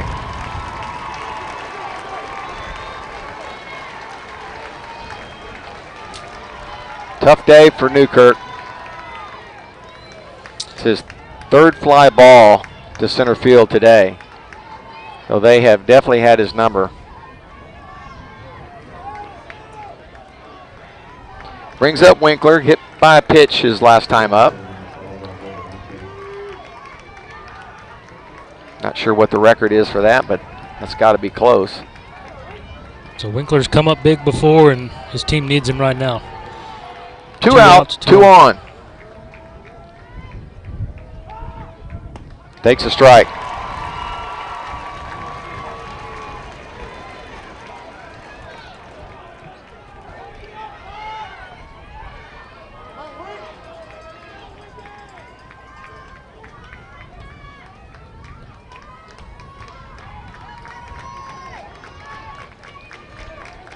Winkler waiting on the 0-1.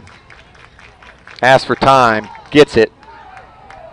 And it was a late one. It would have been a ball high and inside. Probably would have hit him because he wouldn't have gotten out of the way of it. So I'm not sure that time was to his benefit.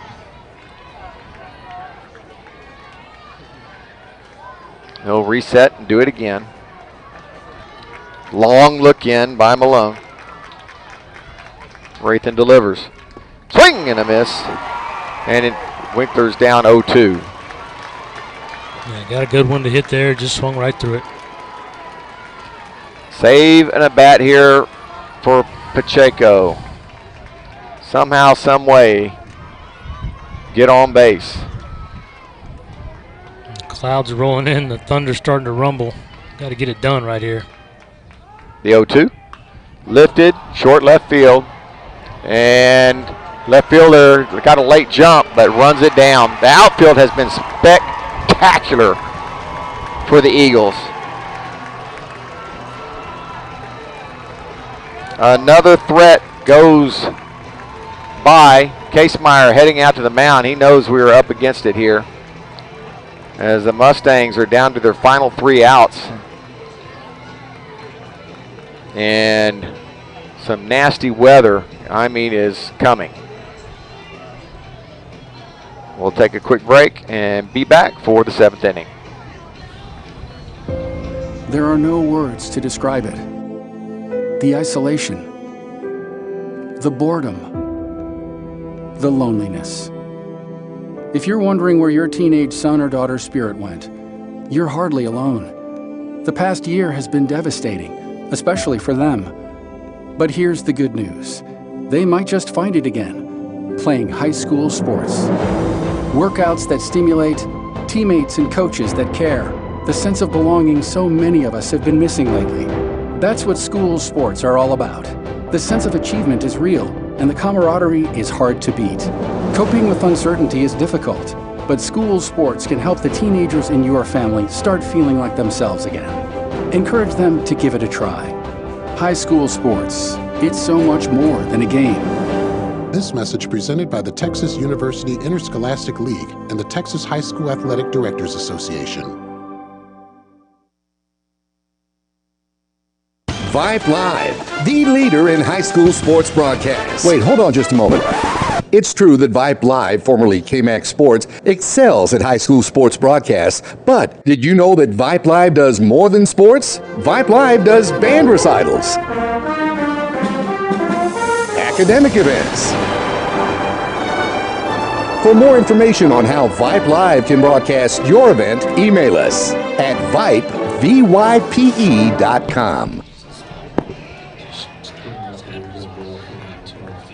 Here we go, top of 7. Case Meyer back on the mound.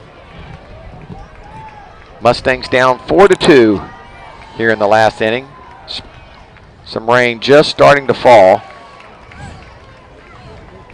as people are now heading for the upper deck, trying to find some shelter. Case Meyer needs to work fast, and that's really not his MO. And he's behind 2-0 here.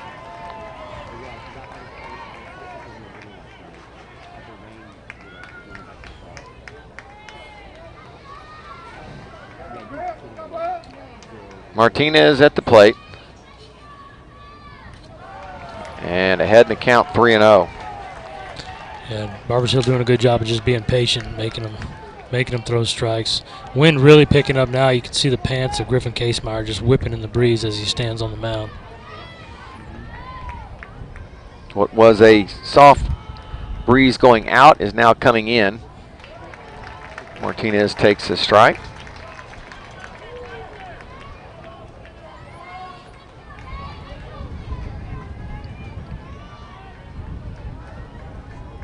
Again, a lot of these kids coming back, but you line foul and count runs full. You don't want to think about next year, you know?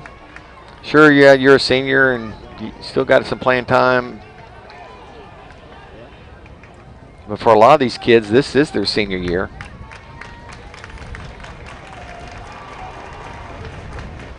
Line to right field. Montemayor got a good jump on it. Comes in hard and makes a shoestring catch. That ball was just kind of a dying quail out there. Whoa, that wind pushing it down too helped it. Yeah, knocking it down, and Montemayor had to really give it a charge to come in and catch that just before it hit the turf, tumbling forward there. So good play. The weather has not been our friend. Any way you want to look at it, whether it's moving it up a day, the delay last night. That ball right there, looked like Montemayor was going to get to it easily, and he had to lay out for it. Here's Williams. And he takes the ball low.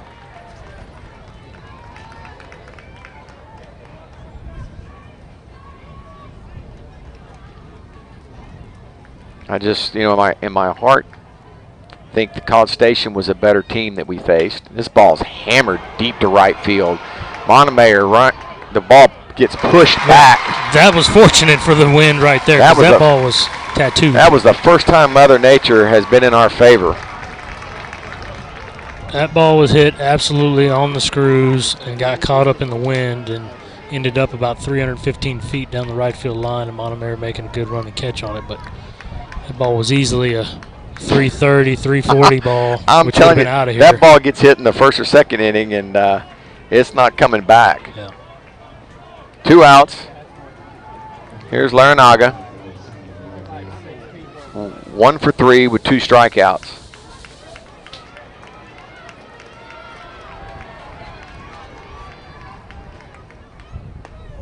Takes a strike.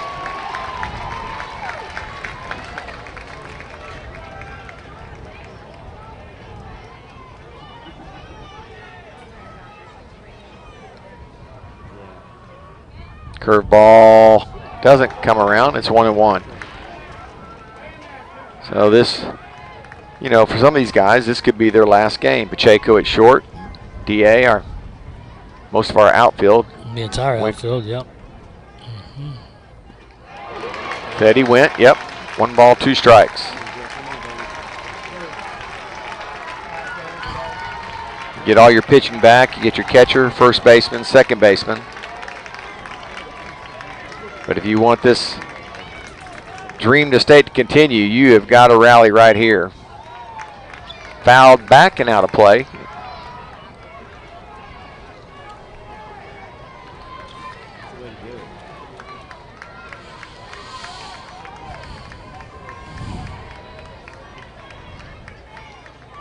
Casemeyer trying to get his team back in the dugout for their last at bat, and this pitch misses.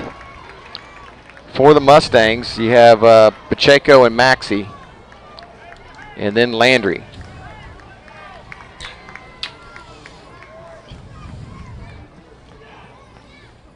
This ball is hammered to left field. Winkler will sit there and watch it go.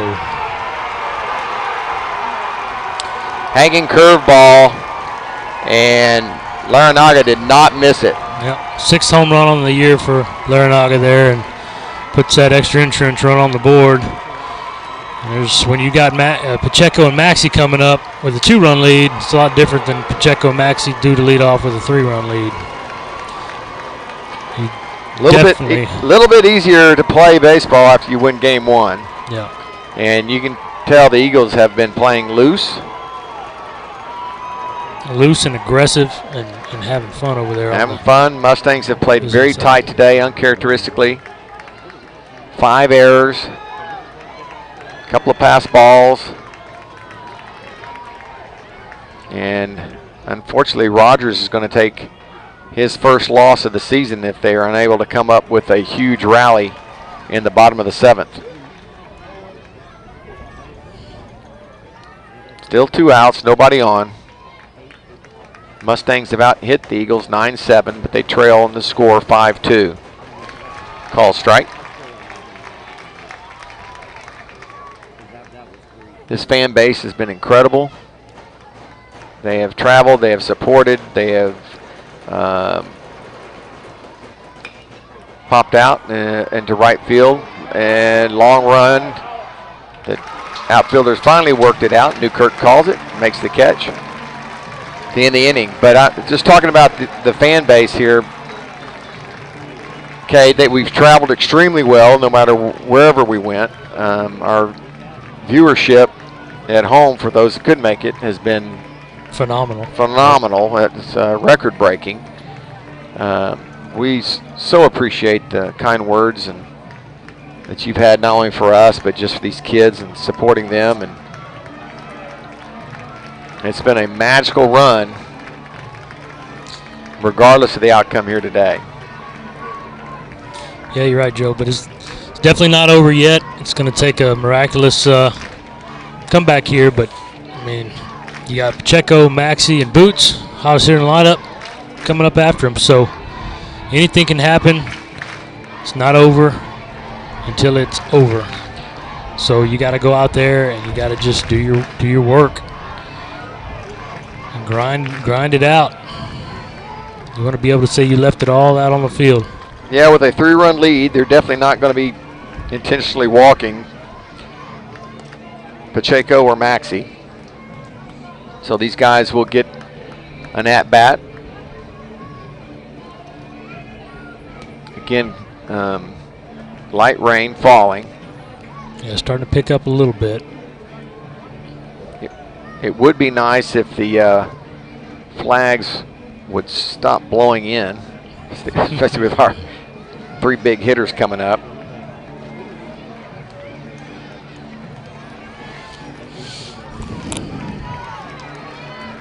So Pacheco will step in to face Rathan Malone for the first time in the game.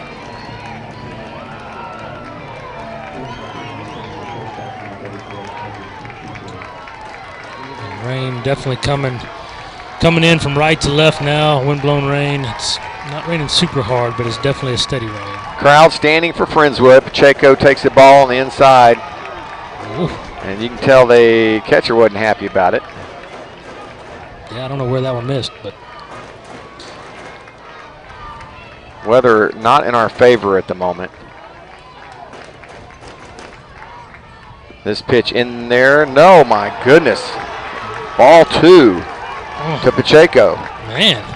Catcher standing Those are up. 2 really good pitches. Really good pitches. Y'all can't see it at home, but the catcher didn't move the mitt on either one of those. And he set up dead center of the plate, so not sure what's going on here. Swing and a miss on 2-0. And now it's starting to come down pretty good. People are scattering for cover. It's raining pretty hard now. Yeah, we're starting to lose sight of the game here. Swing and a miss, and it's 2-2.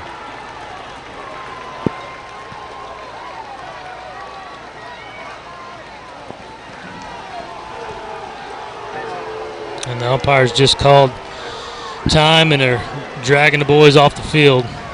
So it's really coming down right now, folks. And we hope this little cell blows over and allows us to at least try to finish the game. But where it stands, 2-2 count to Pacheco, no outs in the bottom of the 7th. We will take a short rain delay break. I'll leave the, oh, we had to bring the mic in, so you won't hear anything for a little bit, but I'll let everybody know we're in a rain delay.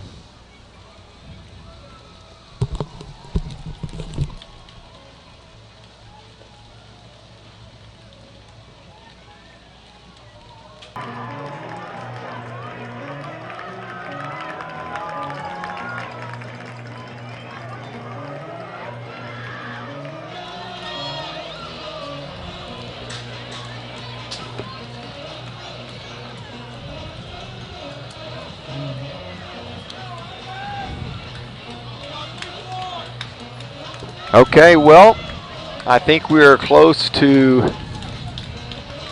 getting started back up again. Barber's Hill has taken the field.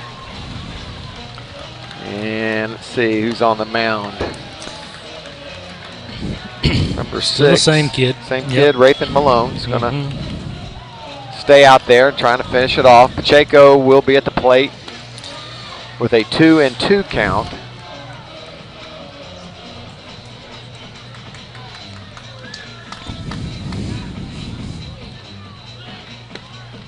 Malone does not look any worse for wear as he warms up. It's an all-black mound here at Cougars Field. Yeah, interesting choice of colors for the mound. I'm not sure. The rest of the field looks fairly normal. I mean, the quote-unquote dirt areas, it's all turf, but are red. But the black mound is a little odd.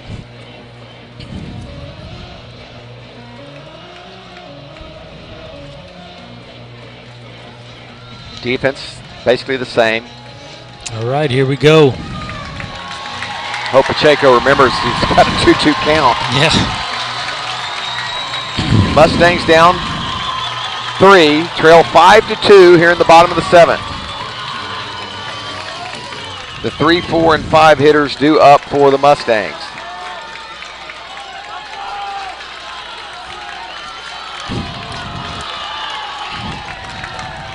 Maybe it'll be like that movie Best of Times, where after the rain, Kurt Russell leads the team back to victory.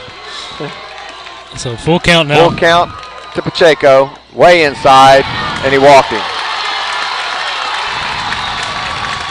You could see the pitcher actually thought it was closer than I did. Yeah, that ball was in off the plate. I was surprised to see that reaction. Really never had a chance at a strike, so. Here's Dylan Maxey.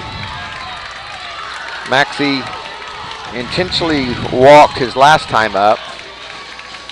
He's 0 for 2, and again, doesn't need a home run here, just needs to get on base. Chasing 3 runs, you're taking strikes. Looks at the strike here. Yeah, good pitcher's pitch there anyways. It wasn't a hittable ball. Looked to be a bit outside, but got the strike called. 0-1 to Maxey, runner at first. Not much of a lead by Pacheco. Lined and down. So Maxey staying hot with the bat. And the tying run has come to the plate. And the hottest hitter on the team tonight, or today, or this, whatever today it is, yeah. Boots Landry coming up already. 3 big hits in the game. Landry doubled in the second, singled in the fourth, and singled in the fifth. And he has the RBIs for the Mustangs. He is responsible for the 2 runs knocked in. Yeah, that was the big one, this 5th inning single when his team really needed him most, and now his team needs him again to keep this going. Station to station here, runners first and second, nobody out, chasing 3 runs. First pitch is a strike on the corner.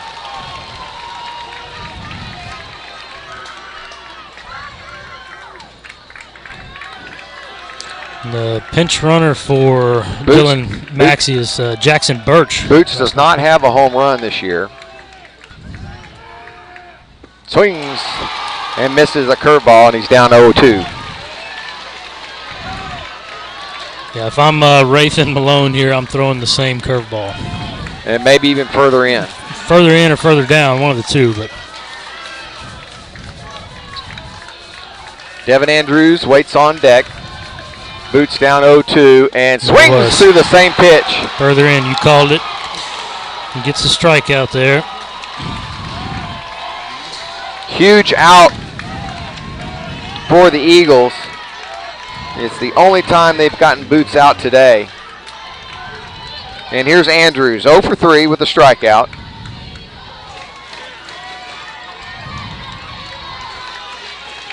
And again, I know as a high school kid you start thinking long ball. Devin can do it, but we really just need a base hit and keep the runners moving around the base. Get on any way you can. Yeah, that's the approach here. Just find a way to keep it going. And Mustangs not going quietly into that good night. They trail by 3. Tying run at the plate. Popped up. Oh, no. In the infield. And there's 2 away. Yeah, tough game for Devin today. But just like that, down to their final out. Senior Michael Wright coming to the plate. Wright is 1 for 2, walked in the 4th inning, singled his last at bat. And Barber's Hill is 1 out away from going to state. Wright takes ball 1, that pitch way off the plate. And this has kind of been what Friendswood's done in this series. They've had to put a couple things together and then just nothing else. And here they are with 2 outs after getting 2 on with nobody out. Wright trying to keep it alive. Swings and misses through that offering. That changeup, what is a little slurve? What is that? That's just a slow curve there. I'm telling you, and it's eating up our left-handed hitters. Yeah. 1 ball, 1 strike, 2 outs. Michael Wright hitting from the left side. Swings through that pitch, and it's 1-2. Same pitch. It just keeps working in, and down, down, down. It looks big out there over the plate. And it's just a slow off speed that just keeps working its way in and off the plate and under the hands.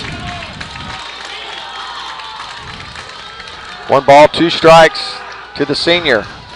The pitch swung and missed. And the Barbers Hill Eagles rush the field and celebrate as they will head to the state tournament. And the Mustangs will have to ponder what if. Yep.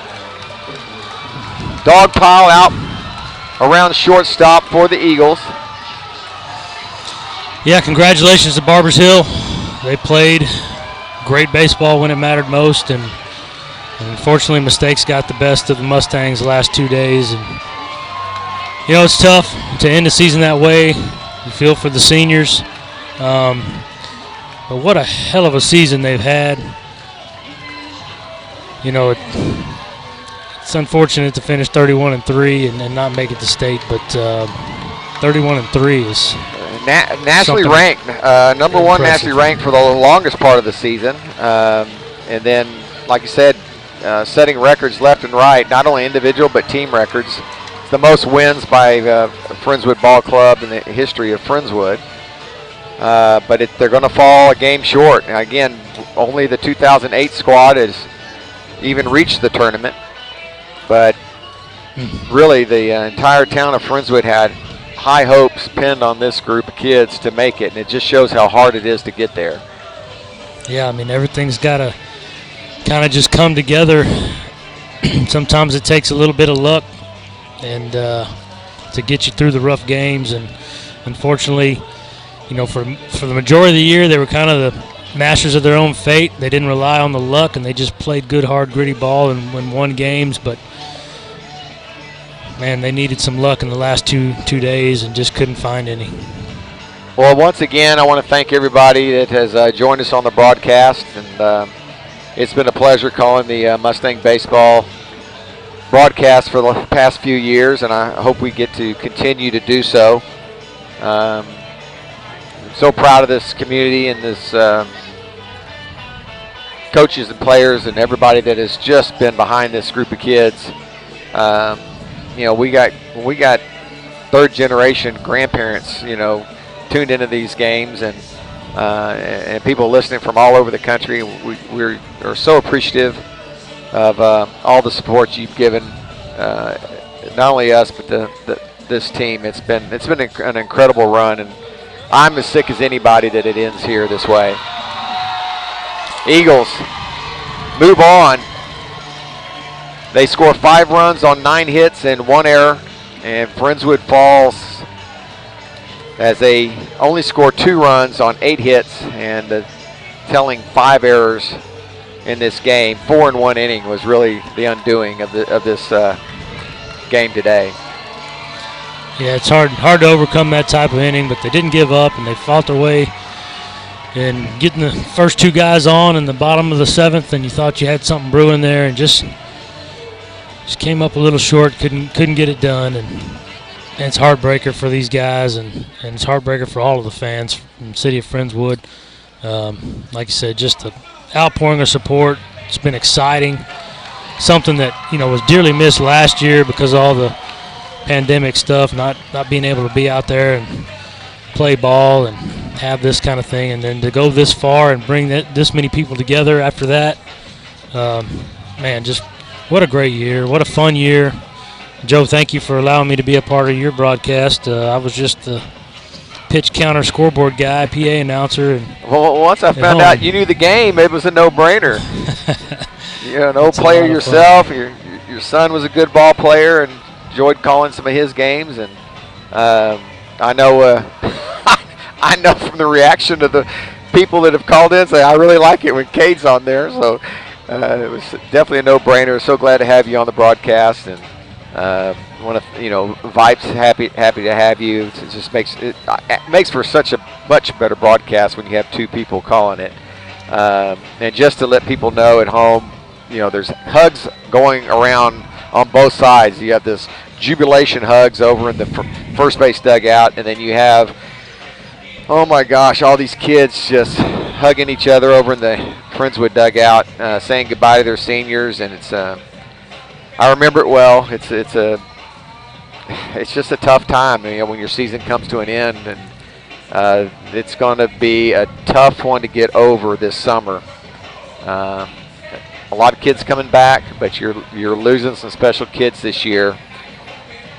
Yeah, and it's something that the underclassmen can look to grow on and learn from and have this experience. But the seniors, like I said, a lot of these seniors, it's their last game. They may never play again, and that's hard when that feeling sets in, and you hope that it's not the case for a lot of them, but it's tough to get to that next level and play ball at the next level. So, a lot of consoling hugs going on, like you said, and just, you just feel for them because it was such an incredible run.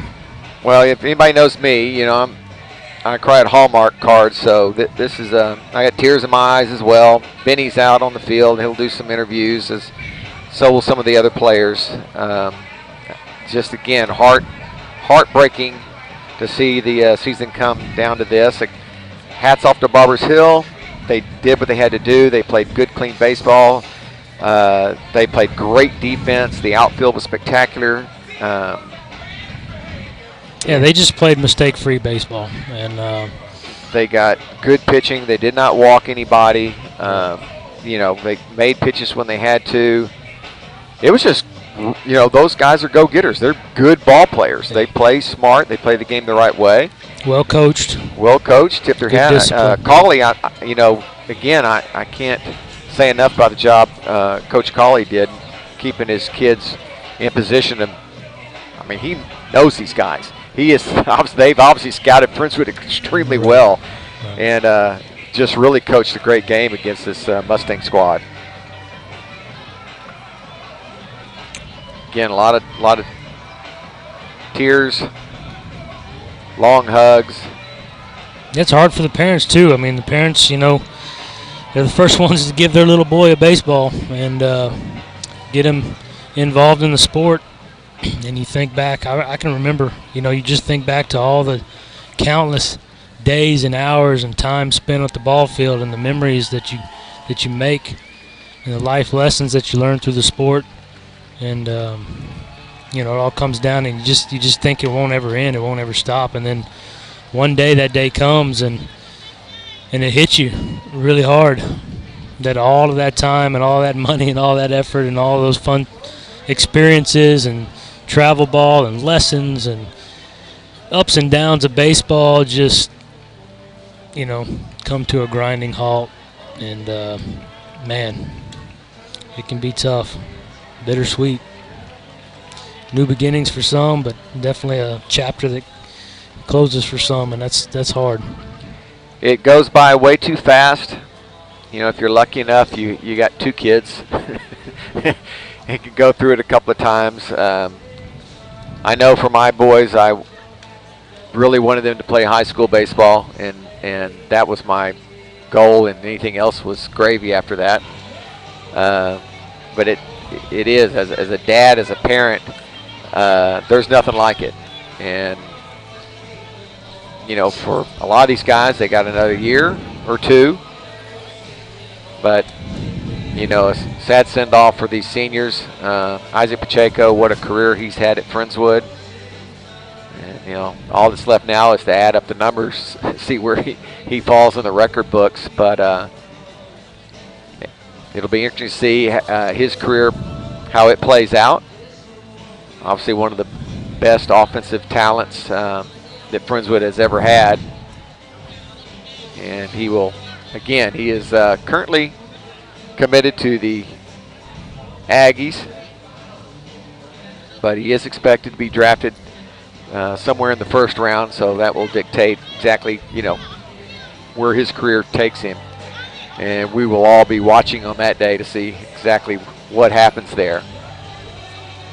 Yeah, wish that young man the best.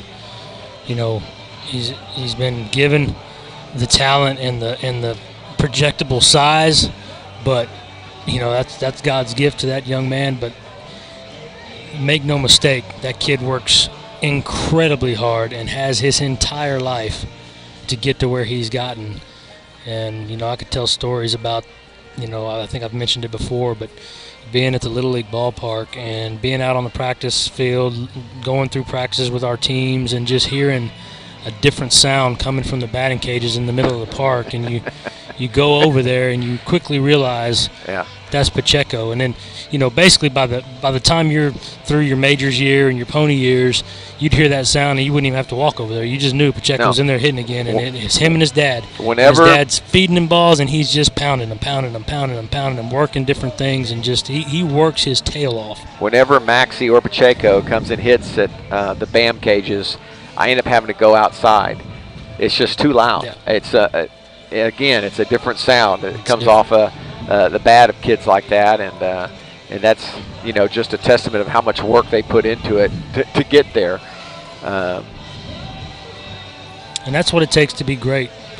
You can't rely on just talent alone. You got to work hard, and those, you know, those boys do, and this team did all year long. I mean, they really put in the hard work, and it's going to pay off for them. You know, one day it's going to pay off for them. Well, I hope if not in baseball, in life, it pays off. I hope in my lifetime it pays off sooner than later, because the goal of getting to state is still an elusive one. It's out there.